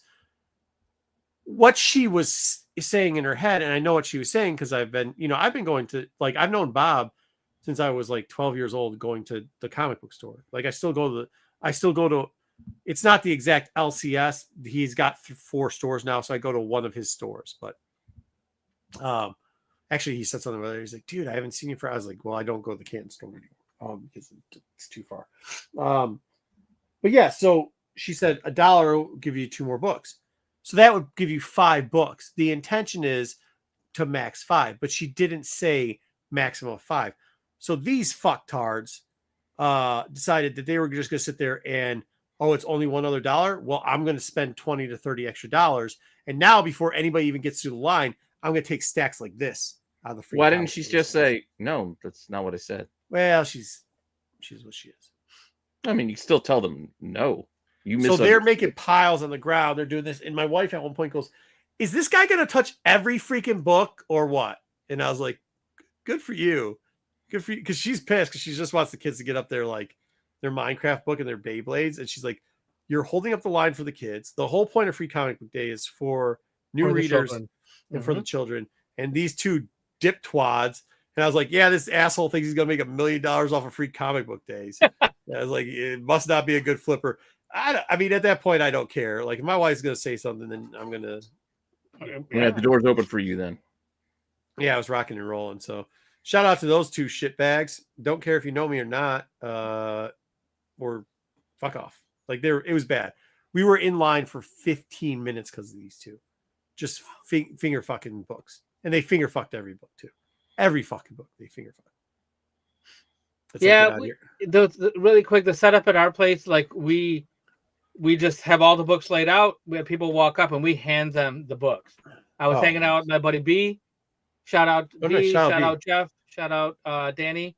Like we that thing ran like a well-oiled machine with the 4 of us there. And like the one guy was ringing register. Danny was ringing the register. The one guy was stacking us. Jeff was stacking us the books. Me and B were handing out books. Somebody walks up, pick 4 books. But let me, which ones you want? We'll grab them for you. Bam, bam, bam, out. Bam, back. That's sweet. And see, they put them on tables. Good. And they put them in the back there was a guy at the door. John was at the door, letting only so many people in at a time. So like it was a whole. yeah, like we got it down now. Like I do it every year, so this was the best it's ever run, and really, really good. And we gave out like tons of kids. It unfortunately was rowdy. All the parents with kids were obviously. My wife didn't help the situation by saying what she said, so then she was semi nice about it, and then I was like, "Yeah," I said my comment, and then you know how that goes. Yeah. Then all of a sudden, people are like, "What's taking so long?" You know what I mean? Perfect. Like, yeah, perfect. Get out of the way. Let the kids get the books. And okay, these two guys had no shame and no. And then, one more thing. Monday, check out Wednesday watch list, so you know all the new books coming out, so you're prepared to go to your store on Wednesday, so you know what to get, what covers to look for, and what Pete likes. In a brand new format. Dang. So check that out on Monday nights, and then we'll be back on Wednesday next week. I hear we might have a tier list next week. We're probably going to have the Motor City Comic Con breakdown because our con is actually next weekend. We have a Marco and I were both at a con next weekend. It is next weekend. Motor City next weekend. For you guys. Sweet. Yep. So we'll be talking about that on Wednesday. We'll break. One of my friends is actually we got to talk to. We got not to Mike, but what's her name? Who's in charge right now? One of my friends is a little disturbed that he hasn't got a re-invite. So we're gonna have to talk about that. We'll talk about it and see what we can do. Mm-hmm. Yeah, I'm not sure. I know we had some cancellations too, so they really should be filling those holes. They should have. I don't know if he's going to come out now, but they should have done. No, not now, but I mean they should have already. Yeah. Well, you guys can talk about it afterward. For now, that's it for us. We're over 3 hours. We'll see you guys all next week. Sounds good. Peace.